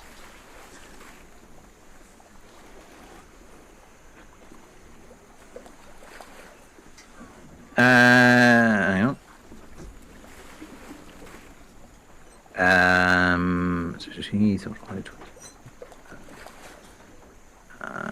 12 combined. 12 combined, okay. Minus 12, 13. Cool. So you have a negative 13 to this roll. You rolled a 72. And what level is he, please? Eight. Seven. 63. 72 minus 12. Yeah, so you needed to not succumb, or certainly be under the weather. You need to roll a 63 or better. You rolled a 60 in total with modifications, so I don't know. Tipsy, very, moderately tipsy with that. You're not absolutely plastered, but you're definitely feeling the effects. So you're stumbling a bit, you're slurring, you're probably a bit too free with your information, but you're definitely not a drunken mess. And Tarquin, give me a roll, please. I rolled before, but I want to roll again. No, I'm taking that roll before. I'm sorry. So I rolled a 30. 30, and what's his level, please? Oh, he's level 7. 7, and what's his alcohol tolerance? 22. Okay. So yeah, you needed the same, a 63, and you got a 52. You're definitely feeling it, and it's quite strange, Etienne. It's been years, many years, since you've seen Tarquin, and it suddenly comes all rushing back. The dens of iniquity used to hang out, the way he does that kind of thing when he slurs, when he speeches, and when he speaks, and he does that thing with his hands. Yeah, Tarquin's definitely feeling it. Tarquin, I mean, he's not hammered, but he's drunker than you are, for sure. He's certainly slurring. Yeah. Your companion?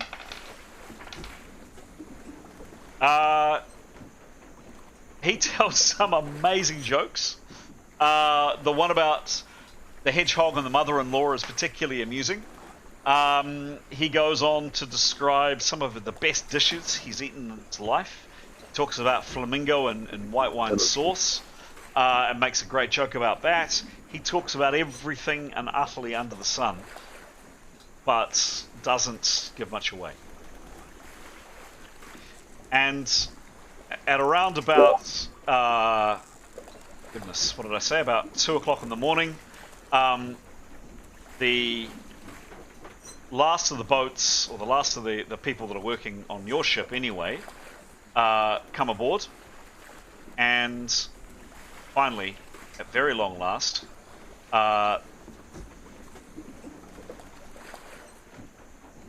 is a clang of the ship's bell.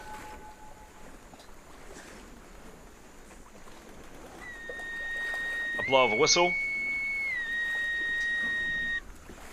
The boat sets off.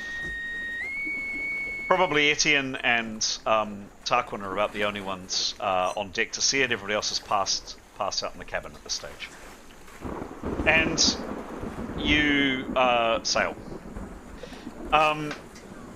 A bit later in the morning, probably after a few more drinks, Etienne and Tarquin, unless you have other plans, always tell me if you do, you stagger back down to the cabin after saying farewell to your companion. Please tell me if that's not the case, or if anything else I need to know. That's fine. That's all good. Cool. Okay. Suits me. All right.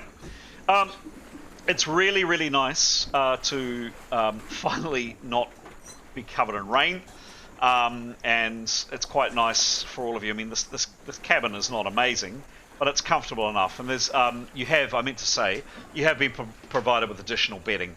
So your host and a couple of other crew members came in, not exactly with mattresses, but with some bedrolls, etc., and have made all of you as comfortable as they possibly can. And the ship sets off.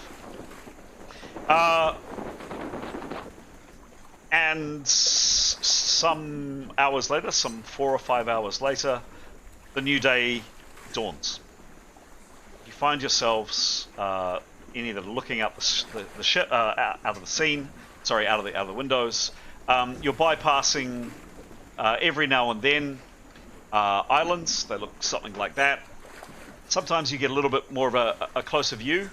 Some quite beautiful beaches that you've seen, and all appear to be completely and utterly uninhabited. That would probably be a pretty typical indication of what you're sailing past.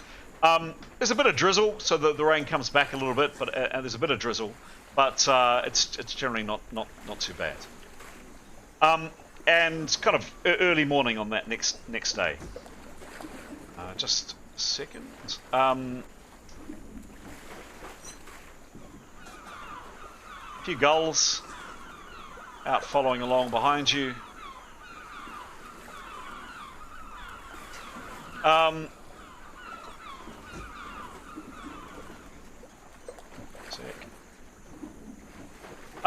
And yes, you continue on your way. Now, Stara, you very bravely before, remember this is a race against time, Stara, you very bravely before rolled a dice to see how long it was going to take to leave these waters.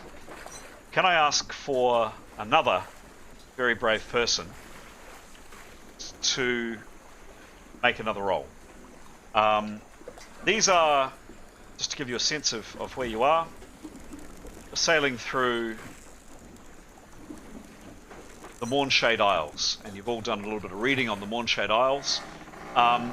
They're a backwater, largely. They're kind of forgotten, they're pretty dismal, they're mosquito infested, muggy, overcast, not particularly nice, and largely forgotten.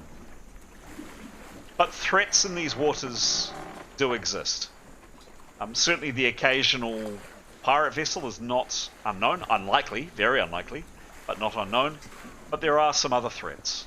And you've done some reading, and indeed you've done some speaking to the sailors that had brought all of you back when Keros was alive a few short days ago from Jebel Ritana, 3 days down.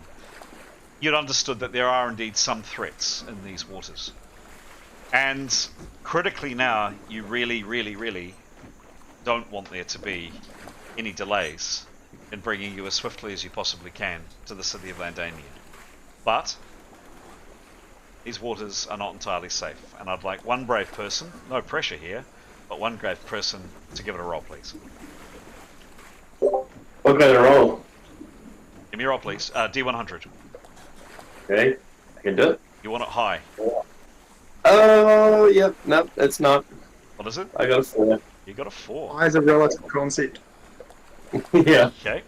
Could you give me a roll, please? Great. Can you give me a roll of a 1d74? 1d74.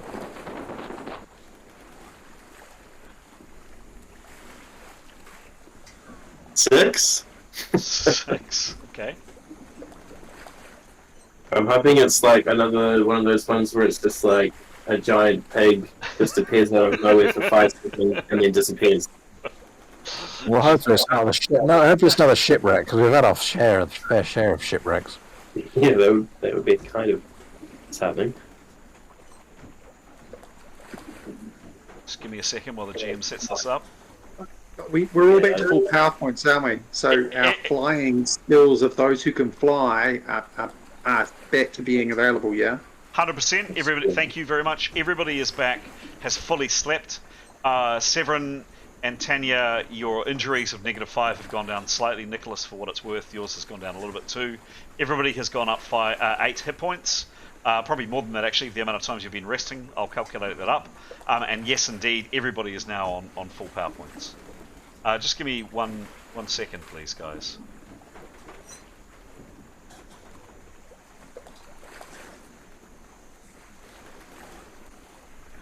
Actually, while we wait, Jada, if you have any, obviously the priority is Arios, but if you do have any spare healing, Severin wouldn't say no. Thanks. And which one of Pete's characters needed healing? Was it? Nicholas. Nicholas, And please. Was it Eskel's? I know he got the -100 removed, but did his broken arm actually get fixed? No. She couldn't heal his arm. She couldn't repair a fracture. A shatter. Thank you. Did the 100s get removed? Did it, Askel? Because Nathan gave her the herb and she prepared it and applied it. Yes. Thank you. I'd forgotten that. I had forgotten that. So yes, Askel, your arm is probably a bit stiff and a bit sore, but miraculously, after literally having it completely shattered, I'd forgotten about the herb. Thanks, Pete. Your arm is fully back to working. Askel, you're on full hits. You have no injuries. You're just still unconscious. Oh, so the herb's stick. What's that? Sorry, my thing keeps dropping out. So his arm bones actually got mended by the herbs last time. Absolutely, yeah. I'd forgotten. All right, sorry, I missed that. I caught the penalty was gone, but I wasn't sure if he was actually broken. No, courtesy of some great assistance from Mifan. No, 100% better. Nice one, Mifan. He's still unconscious, but yes. Do we want to do a? Actually, no. A bit of narration from me. So, yeah, kind of mid-morning, you're sailing along. Some of you have probably got up out of the cabin and strode around deck and, checked out the occasional island as you go past. Watch the occasional gull, etc. And then, all of a sudden, don't you hate it when GM says, and all of a sudden, there is a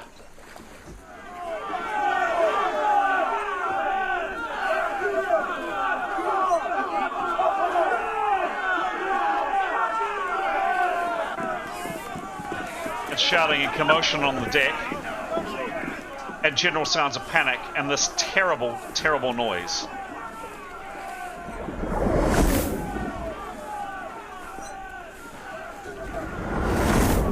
Which just keeps going and going and going. Those up on deck, there is this colossal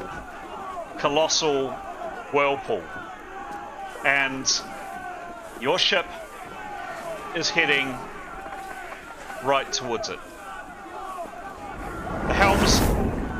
The helmsman sees it and makes a quite important dice roll to try to avoid. Exclamation mark R space D100 coming to the main game chat now. 45, not amazing, but enough. And pretty much at the last second, just when you think this vessel is going to be, if not pulled into it, but certainly sucked into its immediate orbit, the helmsman frantically turns the steering wheel in the right way, and the ship sails off in the opposite direction, away from this horrendous swirling mass that you see out in the water. However, because of the detour that you have to take, and it turns out that the helmsman, who really did make quite an important role just now, he steered you around one side of an island, so suddenly this massive swirling maelstrom appeared unexpectedly in the water, call it here, and to avoid it, massive hole in the water, you were sailing in this direction. You've now had to sail out and around this island to detour all the way around. So there was a massive island in the way, the only way to get around, and unfortunately that is going to delay your journey. And would some other lucky person like to give me, please, a roll of a D20 to find out how long the journey is delayed? Yeah, I'll do it. Under the guise of Tanya.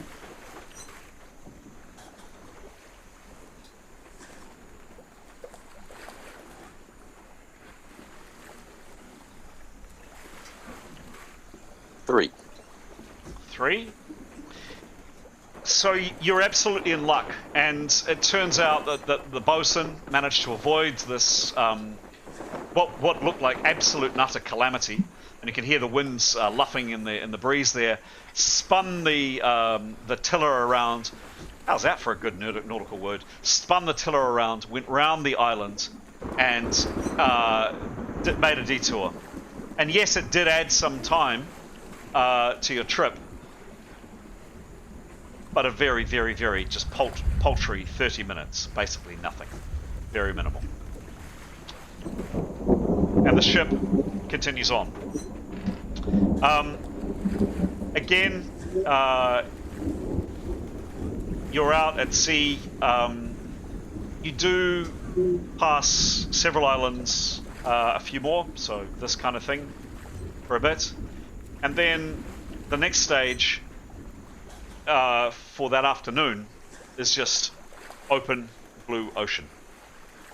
And again, I'd like one person to make a less challenging roll this time, but still a potential risk to see what happens, if anything happens, out in the ocean. Someone like to make a roll, please? Yeah, I suppose it's my turn. What is it? 1d20. You want it high.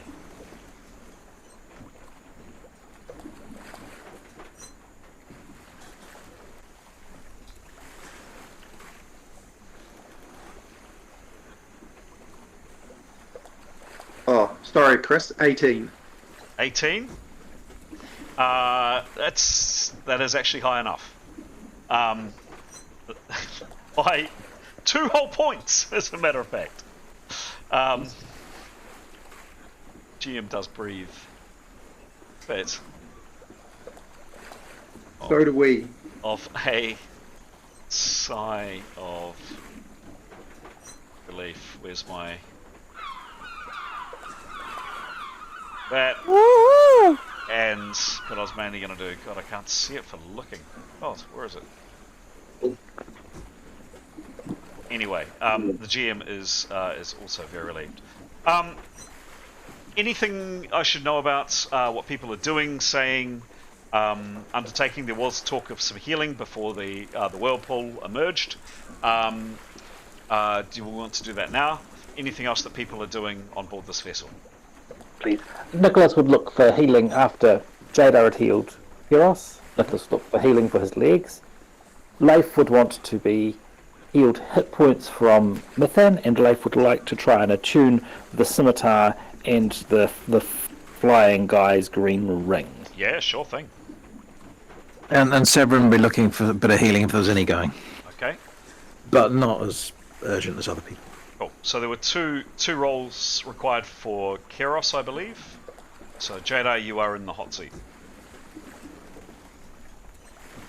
So these are to cover the last two organs. And this would have been done first thing as soon as Jada woke.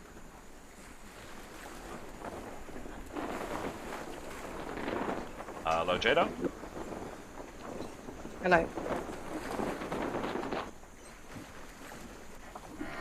I have to pick. Oh, which order to put people in? Am I doing Carios now? Entirely up to you. Your call. So that 80 I rolled before for my sleep thingy means that I only needed to sleep 4.64 hours.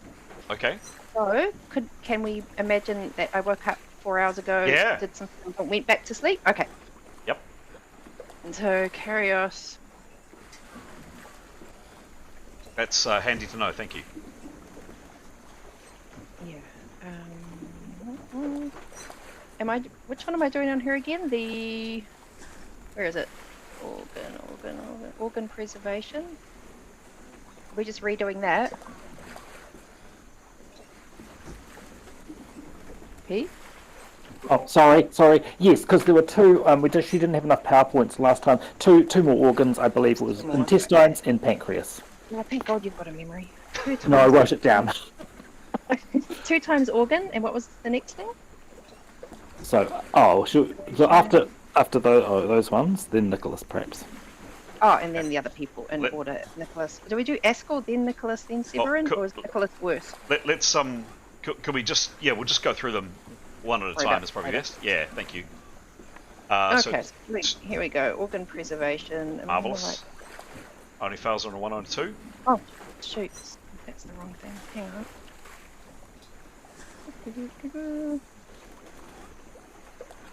Okay.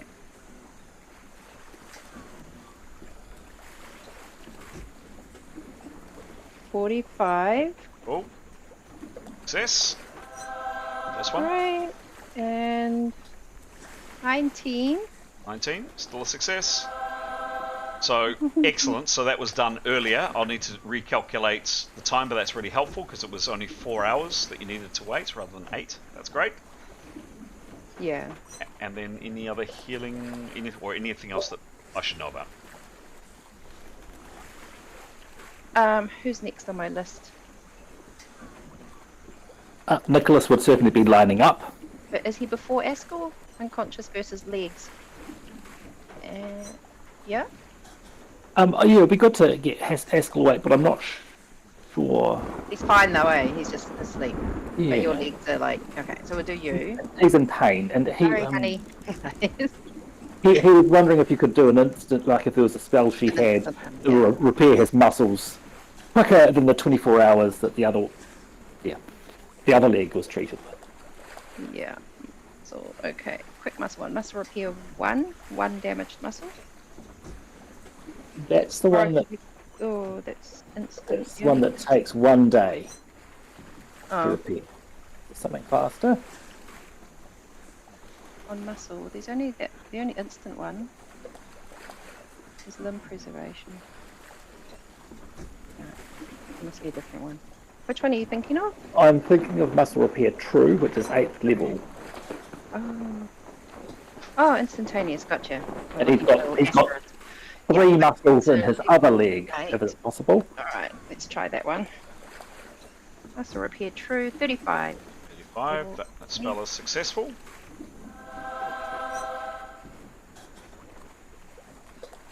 And he'd need 2 more because it's 3 muscles per leg. His other ones have been healed and will be healing up later in the day, but if you could do 2 more, then he'll be... 2 more. Okay, lots of If waving that's, arms if, around. if that's okay with her. Yeah. Incantations. Here we go. 7. 7, still a success. Oh, and 87. Nice. That's cool. So your penalty of 85 is immediately, instantly cut in half. Suddenly you feel half a lot better, Nicholas. Dramatically a lot better. And of course, later in the day, those other spells will kick in.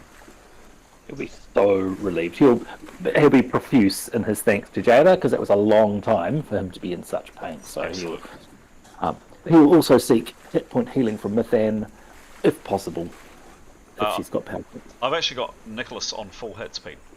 Oh, that's true. She did heal him. Okay, thank you. Cool. Anybody else? Anything else I should know over the course of that day? Well, if there's any going, if anyone's got any spare PowerPoints, Severin mine because he's quite low, but if other people have got more urgent injuries, all good. Same for Leif. Who needs me the most? I've got 18 points left, so I've got about 3 or 4 spells.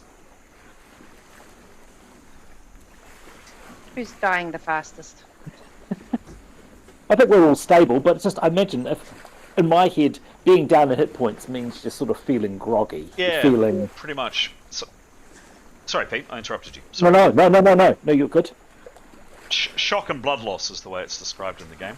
So just feeling rubbish, and you've lost blood, and you're just feeling kind of rubbish. So the hit points one, where is that? Where is it? Healing 5? Mithan has that as well if you're low on power points. Is it the one that just heals hits? Healing 5, level 7. And a really nice one is the level 4 spell. Regeneration.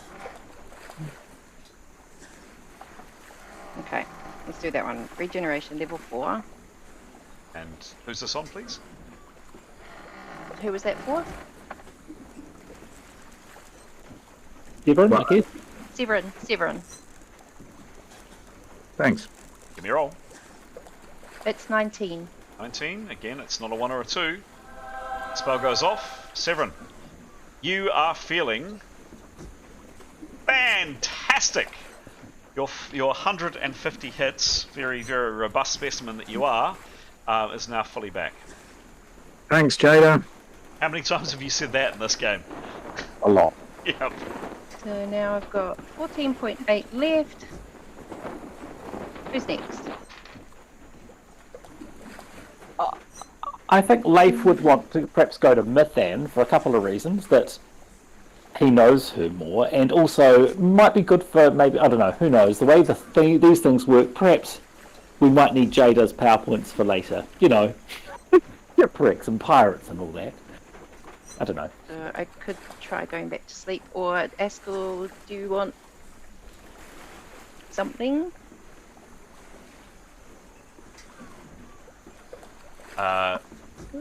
Askell's on full hits, he's unconscious. He's just unconscious. And can do, I don't know what her current power points are, but she has a total of 54. She could do Healing 3, which is a level 4 spell, which is 3 to 30 concussion hits. Leif would appreciate that, please. Can I check, does anyone have the capacity to do some kind of diagnostic on Askell to see why he's still unconscious? Do that. Is it not just something I do a spell and he's going to be better? Yes, I can do diagnostic after this. Mithan rolled a 41. 41, that is successful for Mithan. How many hits does Leif heal, please? How do I work that out? You roll. Hey, go for it. Oh, sorry. It'll be a 3d10s, so that's what, 3 to 30 hits. So exclamation mark space 3d10. Yeah. 19. 19. Lovely. 135. You're feeling a lot better.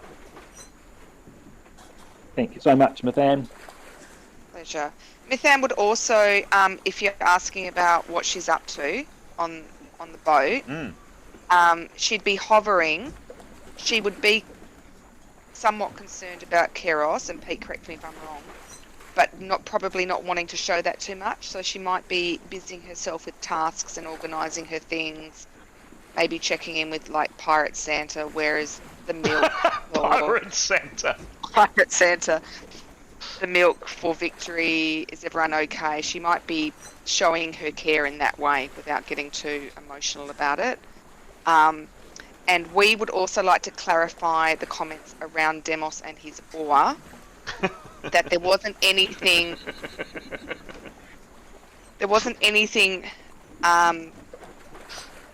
to read into that. It's just that the oar felt very familiar to the spear, and in combat perhaps an oar would be on an equal footing with a spear. Just didn't want to give like Demos a complex or anyone to think badly about Demos and his oar. Not at all, it was awesome.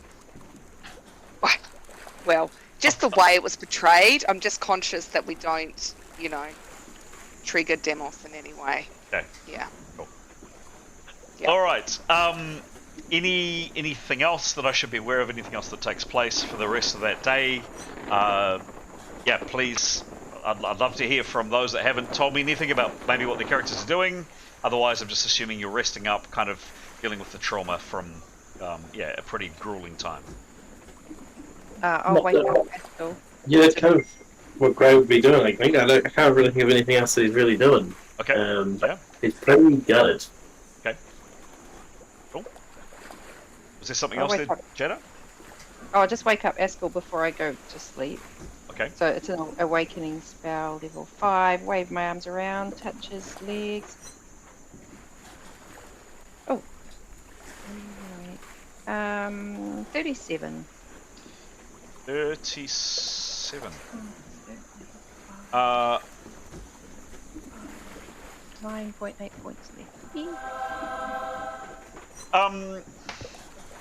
Crit said you're out for 3 days, which I actually inadvertently read out, but yeah, I would say that woke you up. Askell, suddenly your eyes open, and it's really weird. Your arm's not in pain anymore. There's no one chucking acid at you, and you're not in front of a cave. You seem to be on a ship. And Jadar's there. Yeah, I think Haskell would be, I guess, for a little bit disorientated, like, what? Oh. How long have I been out? All those sort of questions. Probably feeling thirsty, probably feeling hungry. Definitely. All that sort of thing. Probably a bit unsteady. He'd probably be definitely looking for some water or drink or food, and a bit of a recap from anyone. And he'd probably be looking at his arm as well, going, Last I checked, that really hurt. Yeah. Thanks to whoever. Excellent. Okay. Your companions certainly fill you in. Please tell me if anybody says or does anything different, but I'm assuming your companions fill you in. There's plenty of good quality food and drink on this boat. Pirate Santa, I love that name. That is gold. Pirate Santa clearly likes to keep a very good larder. Does anybody say or do anything with Haskell, or Haskell, do you have any comments or anything else once you've been filled in a bit, once you've had something to eat and drink? I think he would probably be looking for a drink. Right. Yeah, plenty of that. Live to fight another day. Yep. Excellent. And obviously, being from the port city of Shabibi and on a ship, and he's got his cutlass, so he's probably feeling very, very nautical at the moment. Excellent. Yo ho ho, and several bottles of rum. Give me a. Does he have an alcohol tolerance? Give me a roll, please. No, he doesn't. Give me a roll. Well, what's his self-dis and constitution combined? I meant to say, just while you're checking that up, Anthony, both Tarquin and Etienne woke up with not a stinker of a hangover, but definitely, you'd been drinking, there would have been a minus on you interacting on doing stuff today. But yes, you weren't feeling great this morning. Feeling a bit better now. Yeah, Anthony, what was that? Oh, right. So it's the bonuses combined together. You got a 15, 20 constitution and a -6 self-discipline, so 14. Yep. So 25 minus 14, he has negative 11. Give me a dice roll.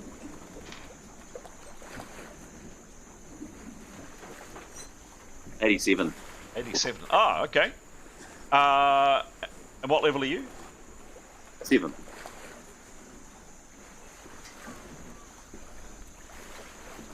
Yeah, so Askell, you're having one of those days. Perhaps we've all had them. Maybe it's the trauma of what he's been through, but yeah, no matter kind of how much he's had to drink, it just doesn't really touch him. I mean, he's enjoying it, but yeah, it's really just not touching the sides, and he drinks quite a lot. No, you're fully, you're down a lot of red wine and a lot of perry and a couple of brandies and all the rest. But no, you're rock solid. Spent a lot of time at the docks. That's it. Sign of a misspent youth. Anything else for that afternoon, guys? I know we're on. Yep. Maybe get the oil to go on. Before we bother with the effort to explain to Askell where we were, Leif would have, if he'd noticed, he would have suggested if Jada had an awakening spell for Neathanol, so we don't need to do the explanation once, save us some trouble. If that was just a thought. But also Leif was going to do some attunement on the scimitar and the ring. Yes, sure thing. So you'd said that some time ago, so let's go to that first off, please, Pete. So he'll take his time with it. Yes. Yeah, got it. Sure thing. So, damn it. Just give me 1 second to get my little right sheet up. Cool. So, what realm is he? He's essence, isn't he? Correct. Right. So you have negative 10 because you don't know what the spell and ability is. And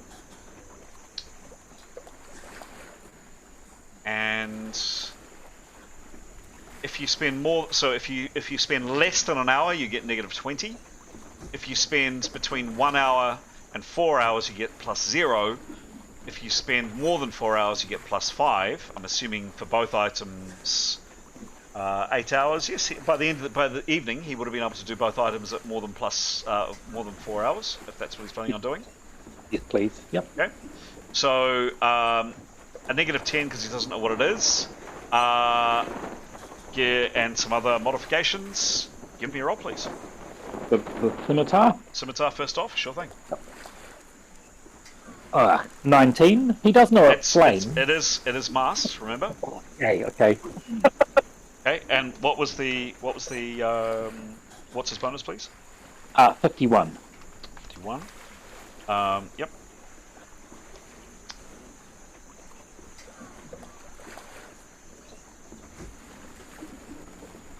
I must get the results of these in a little thing where I can cut and paste and pop them into your chats, but I haven't done that yet.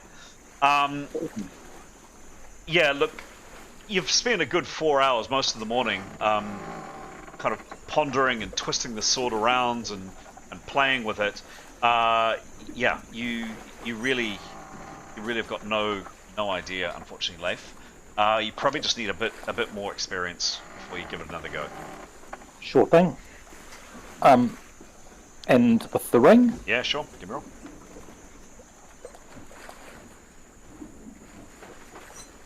$46. Last, of course. Bonus of again, please. 51. 51. And let's do a bit of checking.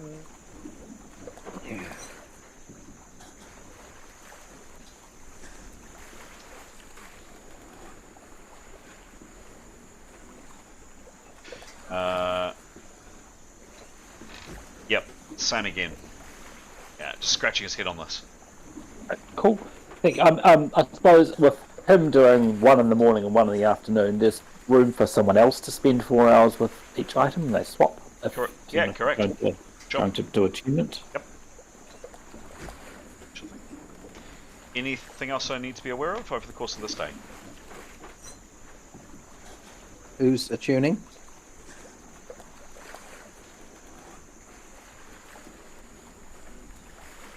Okay. Go on.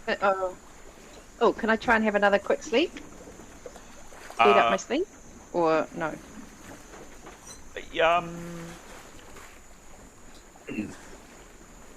Yeah, I probably need to have a look at this skill. I'm guessing so. If you snap in the afternoon, so yeah, give me another roll. It can work so that I need more sleep. Yeah, sure. Gotta risk it. Oh, 81. 81. Okay, so that's still another 4.56 hours sleep instead of 8. So that's cool. Wow. And it makes it hard to work out when I'm awake and asleep compared to all the others, but okay. Yeah. Yeah. I'll go for another nap. Okay. You have another nap? Very good. What's anybody else doing?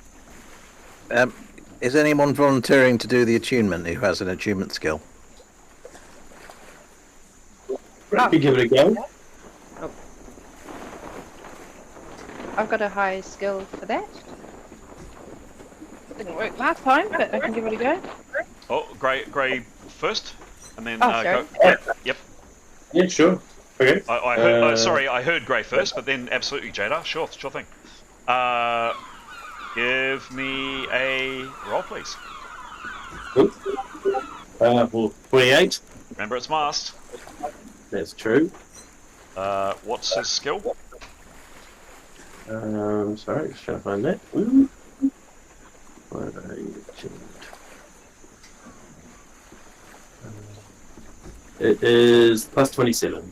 Plus 27. Yeah.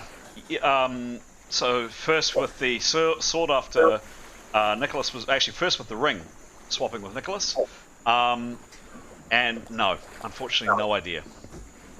Yeah. And then if you wish, you can swap with the sword. With the sword. Yeah. Mm-hmm. Okay. We'll roll for that.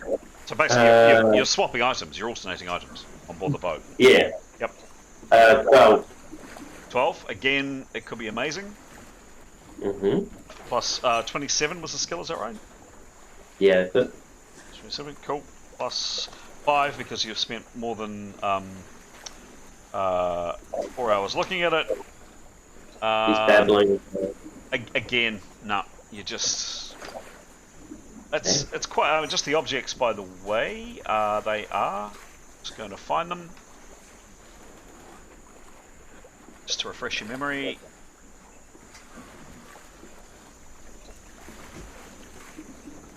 Just coming. So one is.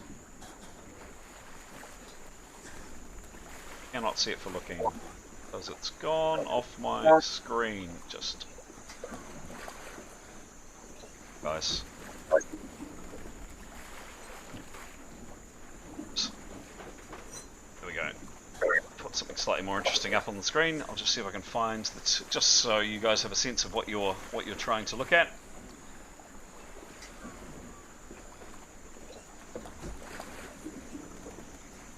Okay. The ring. There we go. Cool. So that's the ring. And the scimitar that you're both looking at is that very nice, a very beautiful looking scimitar, which Etienne picked up. So yeah, no joy for either of you. Yeah. Jada, you I'm getting a little bit lost in terms of as you said, when you're awake and when you're asleep. So yeah, tell me about your day, Jada. What have you done? Kind of when? What have I done when? So I had a quick sleep, fixed all those people, went to sleep again, but I can attune something before I go to sleep if anyone needs, and then I'll just have another 4 hours sleep. Okay. Roundabout. Did something need attuning? No. Let me do it. Yep. It's done. Nope. Oh, it's not done. Oh yeah, I can try. Sure. Can I roll? Yeah. 96. 96. Yeah, pity it is. What item are you looking at? And this will be into the eve. This will be into the evening, Jada, because the two guys have done it over the course of the 8-hour day. Right. But that's okay. You've still got time. Is it the ring or the sword? So either the ring or the ring. The ring. Okay. Cool. And what's your attunement, please? 62. 62. Cool. Spend more than 4 hours looking at it, so you get a +5 for that.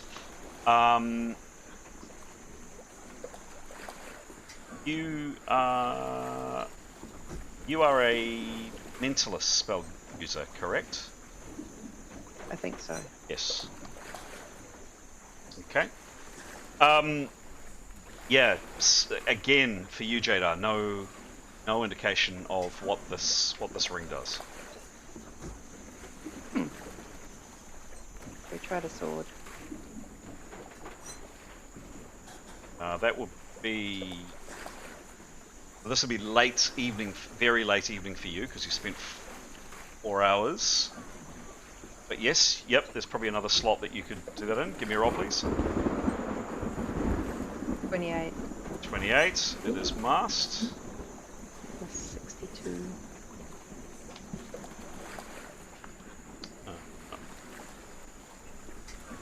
-10 -30. Same. 3 lots of attunements.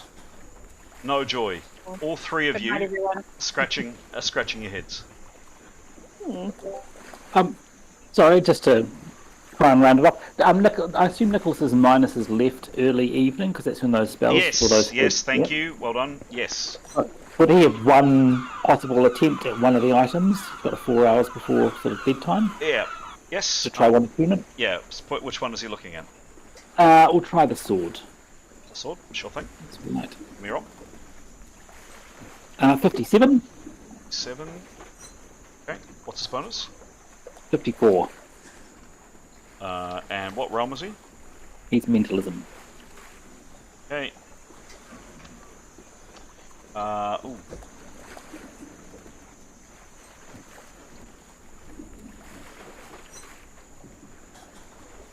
Yeah.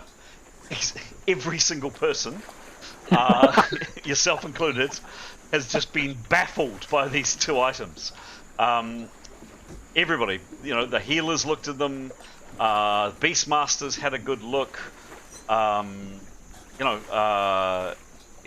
Everybody's kind of had a good poke and a prod. Yeah, no joy. No joy for Lath either. We all know who needs to look at it. Yes. Yeah. If someone could wake up Neathanol, she could have a crack. Okay. So, going on for evening. It's now kind of well and truly night. No other actions. Anything? Absolute. Our spearman, our stalwart spearman, hasn't. I mean, he's not the most talkative of people, but anything from either Mithan or Demos or Grey or now Askell, he's awake.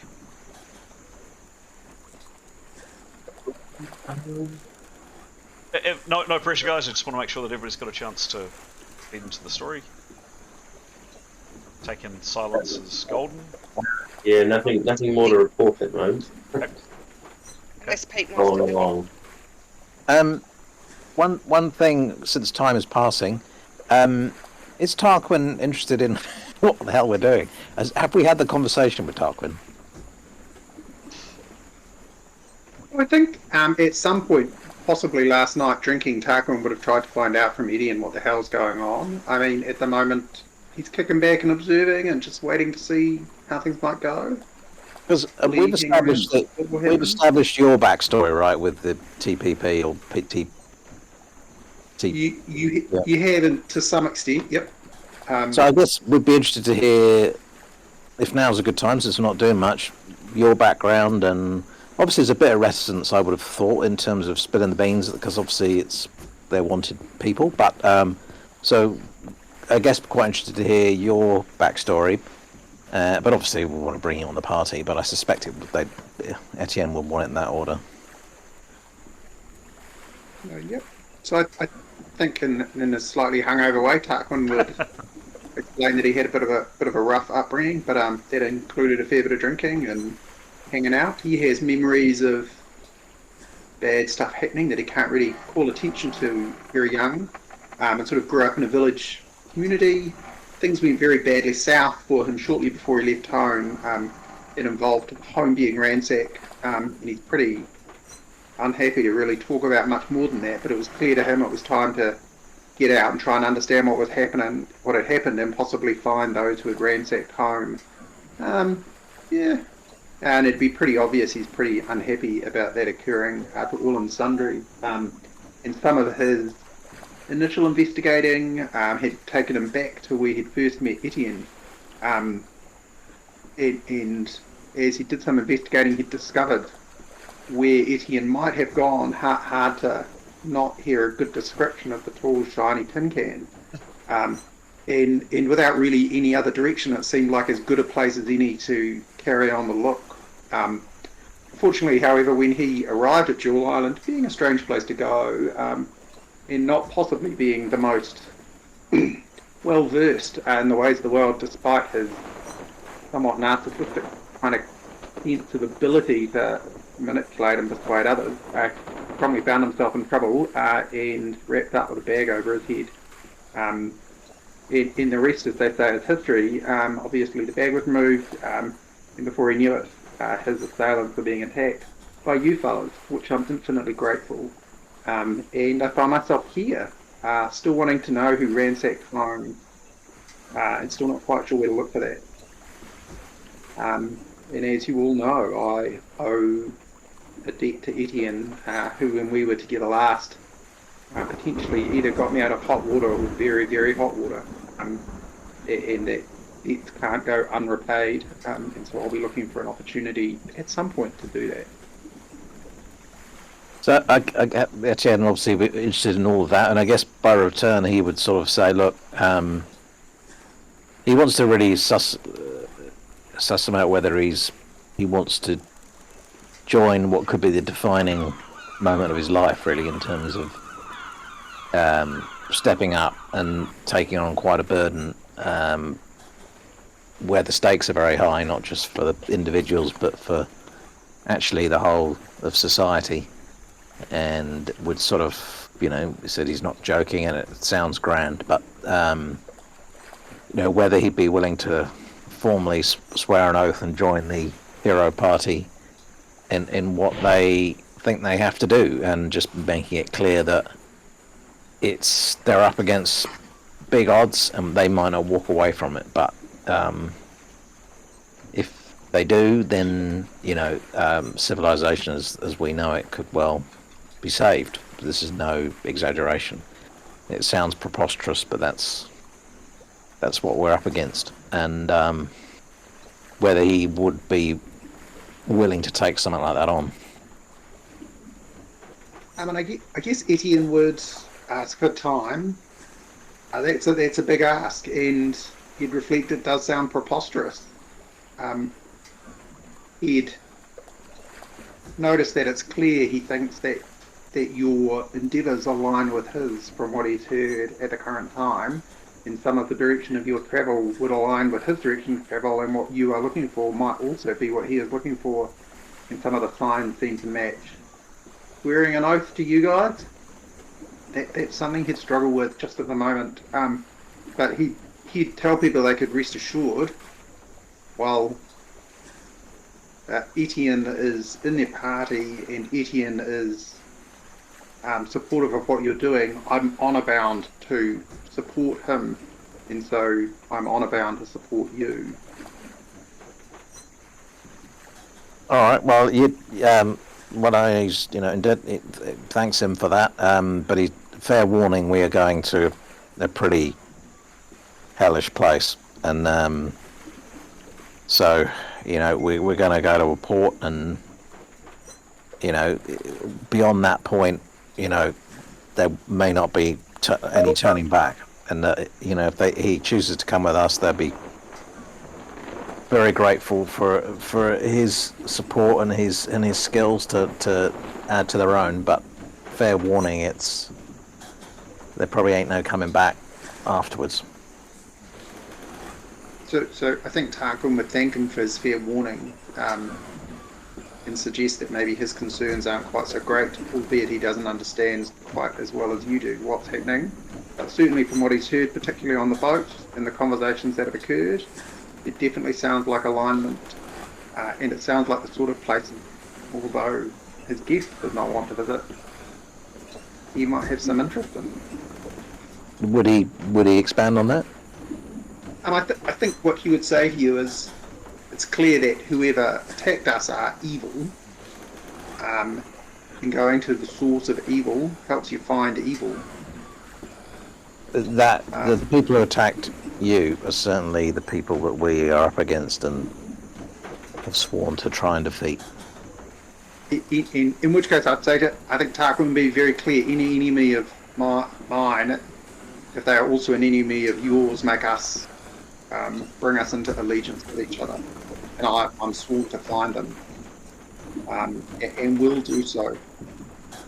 And I think he'd probably ask Etienne about his thoughts of his character. His thoughts of what, sorry?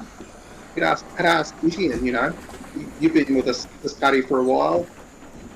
What do you make of me? What do you want to tell them? Of you? He's not got any. I don't think he's got any qualms that I'm aware of. I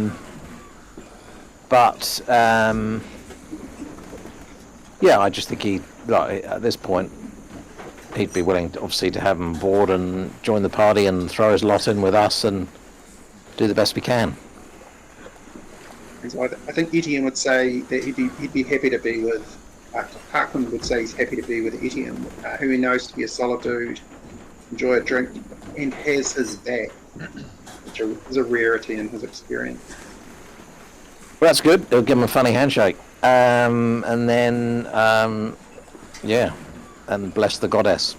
And I think maybe, given your slight reticence, which is understandable, maybe the story would kind of be introduced more gradually as to not... Unless, of course, someone's fallen asleep and there's some tendrils flying around the cabin. I don't suppose that's happening, is it?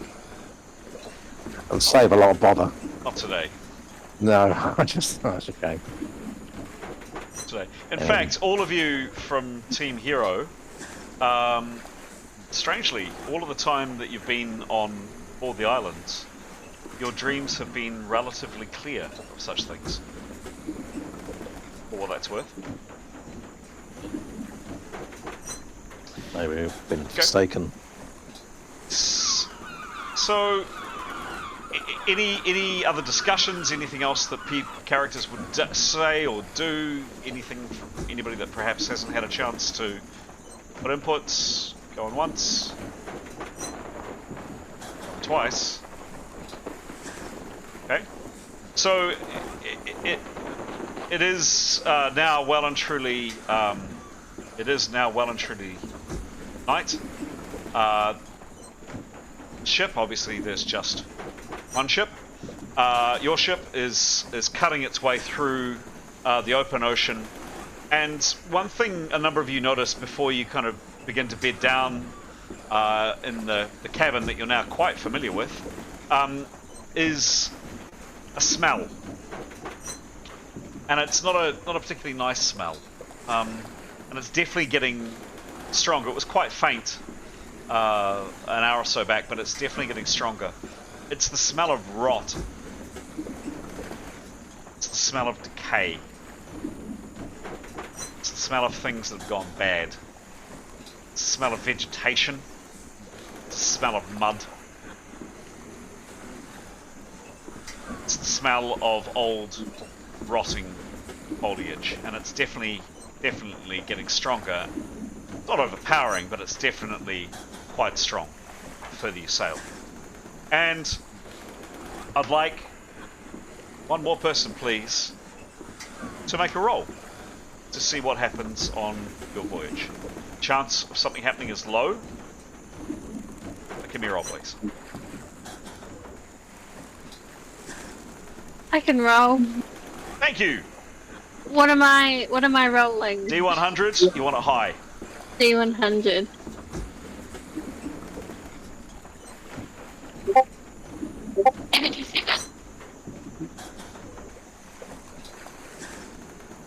What was the roll? Oh, 77. I can't. 77, but she's all crackly. 77. 77. Fantastic. Thank you. For some reason, you completely broke up there, Demos.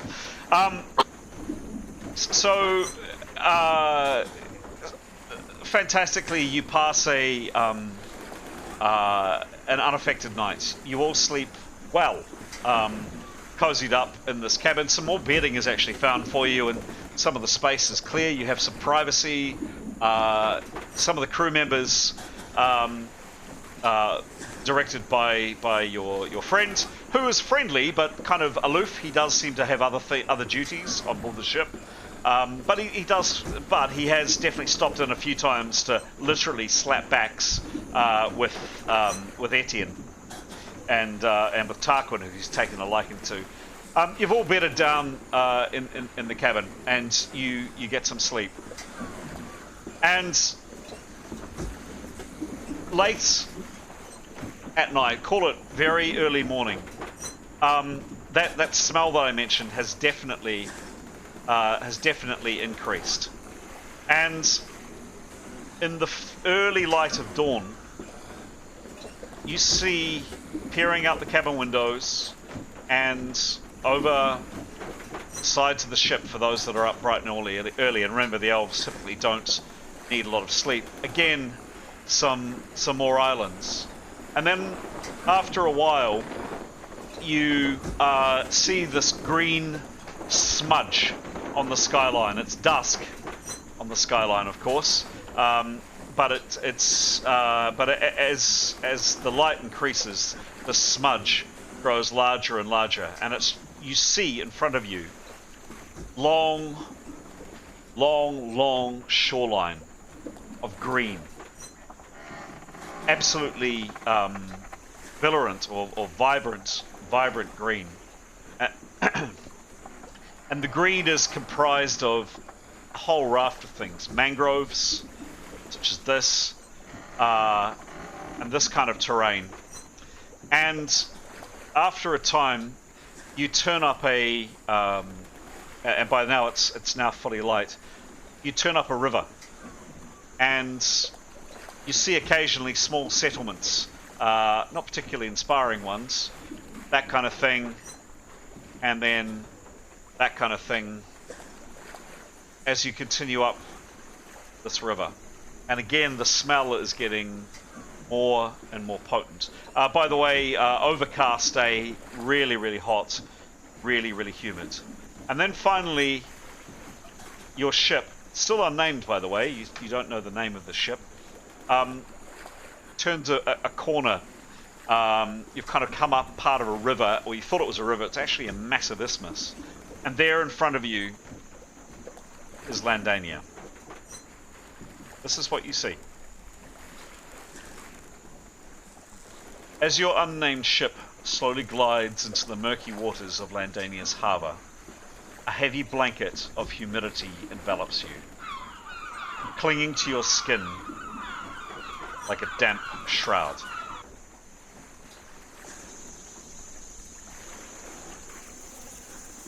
The air is thick with the incessant drone of mosquitoes and the cacophony of croaking frogs, creating a symphony of swamp sounds that assaults your senses.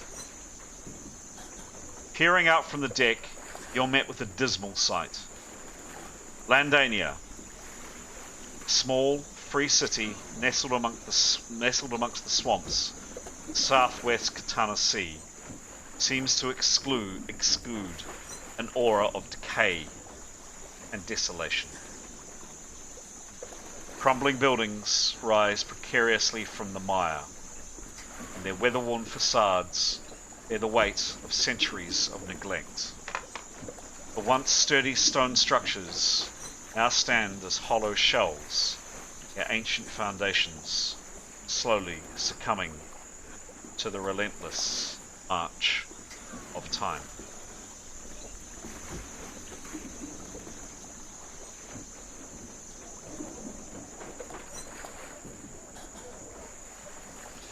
As you begin to moor up at the docks, you're greeted by a scene of subdued activity. The streets are sparsely populated, and those that do wander about seem burdened by the weight of poverty and despair. Their movements are sluggish, their expressions weary, as if resigned to the bleak reality of their existence. The harbour itself offers little respite from the oppressive atmosphere. Only a handful of ocean-going vessels are moored there, their hulls caked with grime and barnacles, testament to the hardships endured during their journeys across the sea. The architecture of Landaina reflects its troubled history. Ancient stone buildings, their grandeur fading with time, stand side by side with more recent wooden structures more hastily erected upon their crumbling foundations.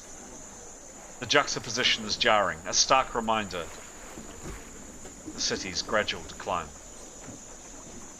The heat is oppressive, stifling the air with tangible heaviness, threatens to crush your spirits. Swede bets on your brow trickle down your spine in rivulets as you navigate, as you walk your way up on deck and are surveying the scene. Every surface feels sticky with moisture, every breath a struggle against the stifling air. And then there are the waters, murky and stagnant, where the swamplands merge with the brackish expanse of the South Katana Sea. They offer no respite from the heat, no solace from the relentless humidity.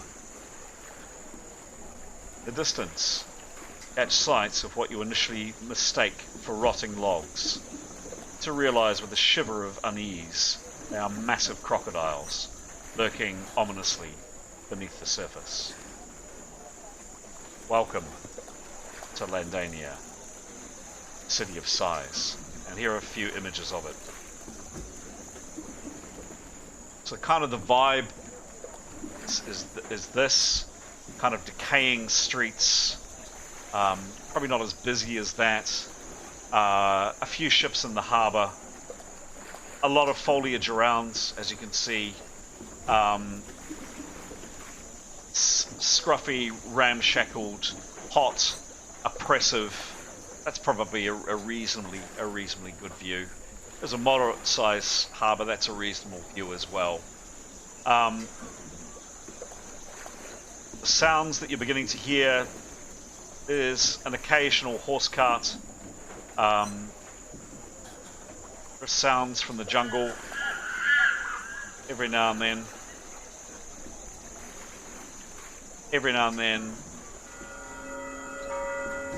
Tolling of a bell from some unseen temple or shrine. The occasional dog barks.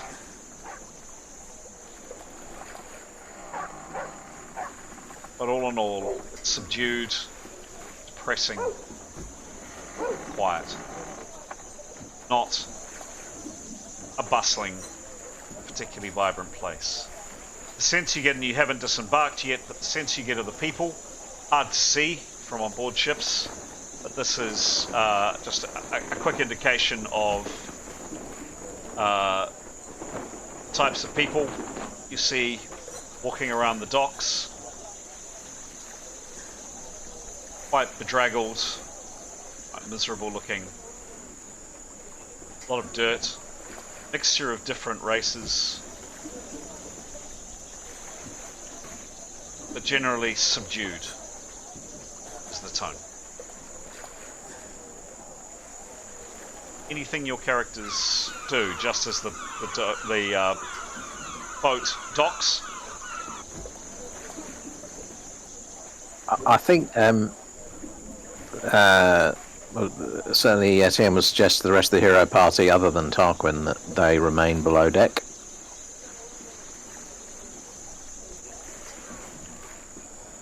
Don't know what they think of that. And Etienne would probably mention to Jada he was quite interested in. She waved his hands yesterday, and Askel woke up, and he'd point out that the Athel's also unconscious.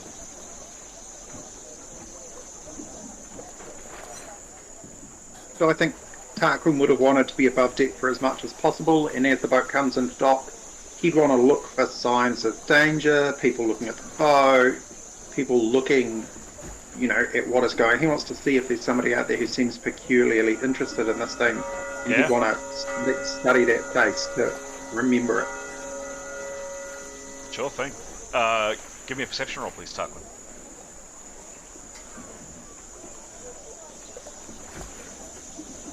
'89. Okay, and his bonus? Is 90. Yeah, I mean, you scan the docks. As mentioned, there's not a lot of people here, and people are pretty disinterested. Yeah, no one is really looking in your direction, or no one particularly. A few people kind of look up as, the new ship comes into the harbour. Probably not a lot of people come here, probably not a lot of people like coming here. So a few people are mildly curious, but once they spot it's just a new ship, they kind of go about their business. The ship docks, and there are ropes thrown down, and and the gangplank is lowered. Any other actions I should be aware of from let's go around Twilight. We're up on deck at this moment. So let's go through 7. Anything from yourself?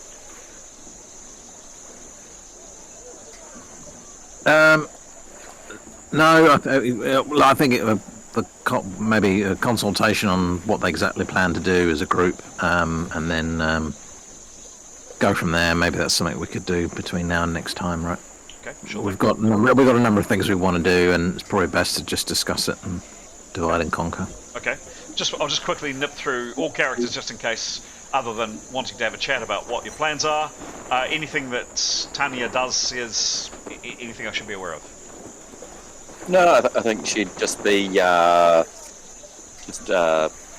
just keeping an eye out, like using her elf eyes, just general perception of like keeping reasonably guarded. You never know what can happen in these sort of places. Okay. Did you want a perception roll? Yeah. Give me a roll.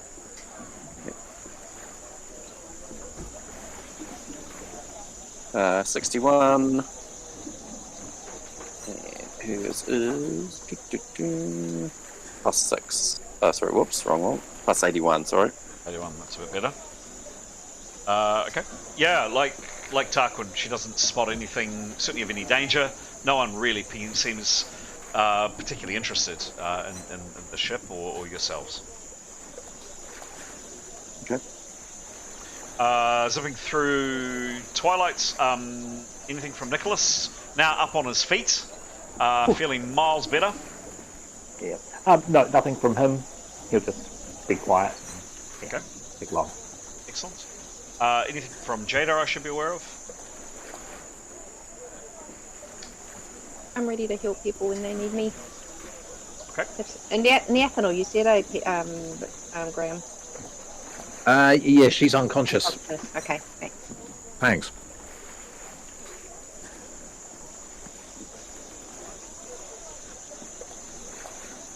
Can I do that now? Yes, please. Let's say 47. 47. For awakening. So hands on. Waving my arms around, one arm. Spell is completely successful. The Athanal doesn't stir. She doesn't wake. Okay. I'll do a diagnostics.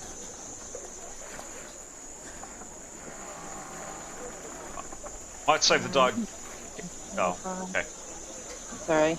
Yeah. 95 plus. I can't hear you, sorry. Oh, 95 plus 90. Oh, nice. But were you saying it doesn't matter?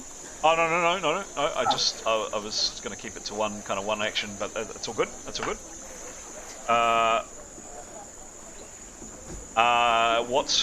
So 95 plus 90. Plus 90, thank you.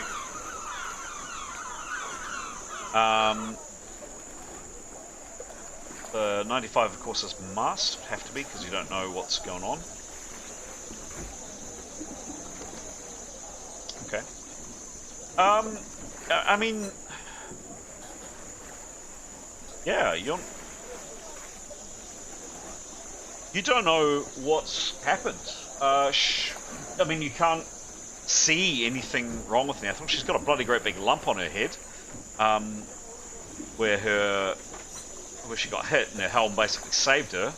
But no, you can't see any reason that she should still be unconscious. We'll leave that there for the moment, so everybody gets a chance, if that's all right. Askell, anything from you? I think he would just be sort of one leg up on the side of the boat, sort of breathing it in the being in a port city, just yes, looking around, just taking in the sights and sounds and smells, smiling, looking very content. Excellent. But not looking or perceiving anything in general. He seems very relaxed at home. Cool, nice one. And lastly for Twilight, great. I think he'd be having a wee sniff, trying to figure out what that horrible smell is, if it's anything close by. And just he'd be quite interested in the crocodiles, I think. Okay, yeah, give me a roll. Yes.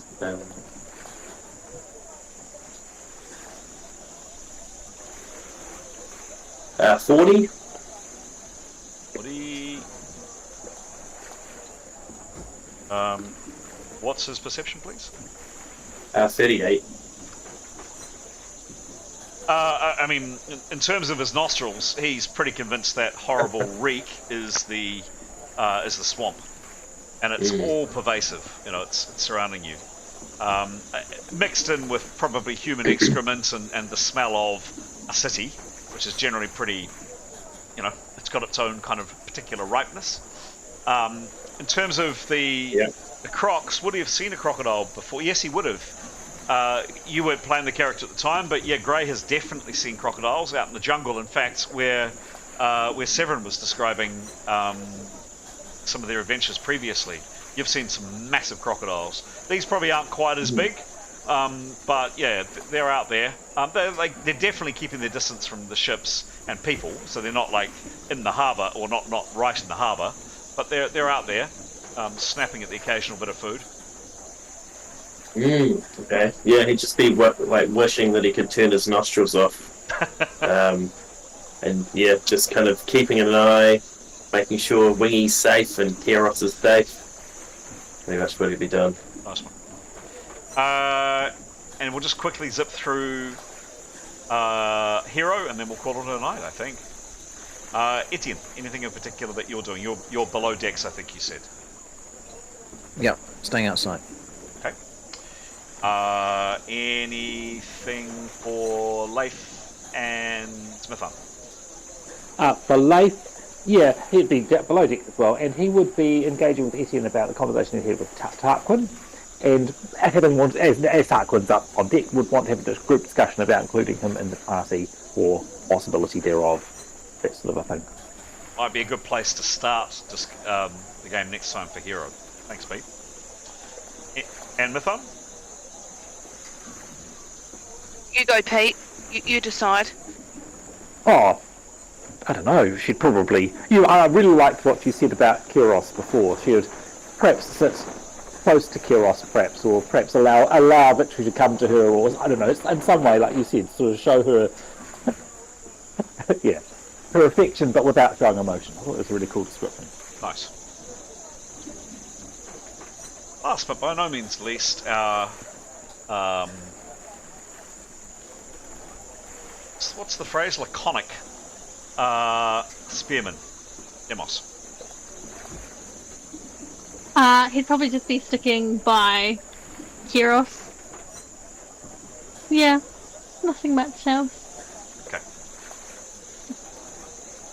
That is where we're going to leave it for the session, guys. You are now in the harbour of the free city of Landaina. Let's see what's going to happen here.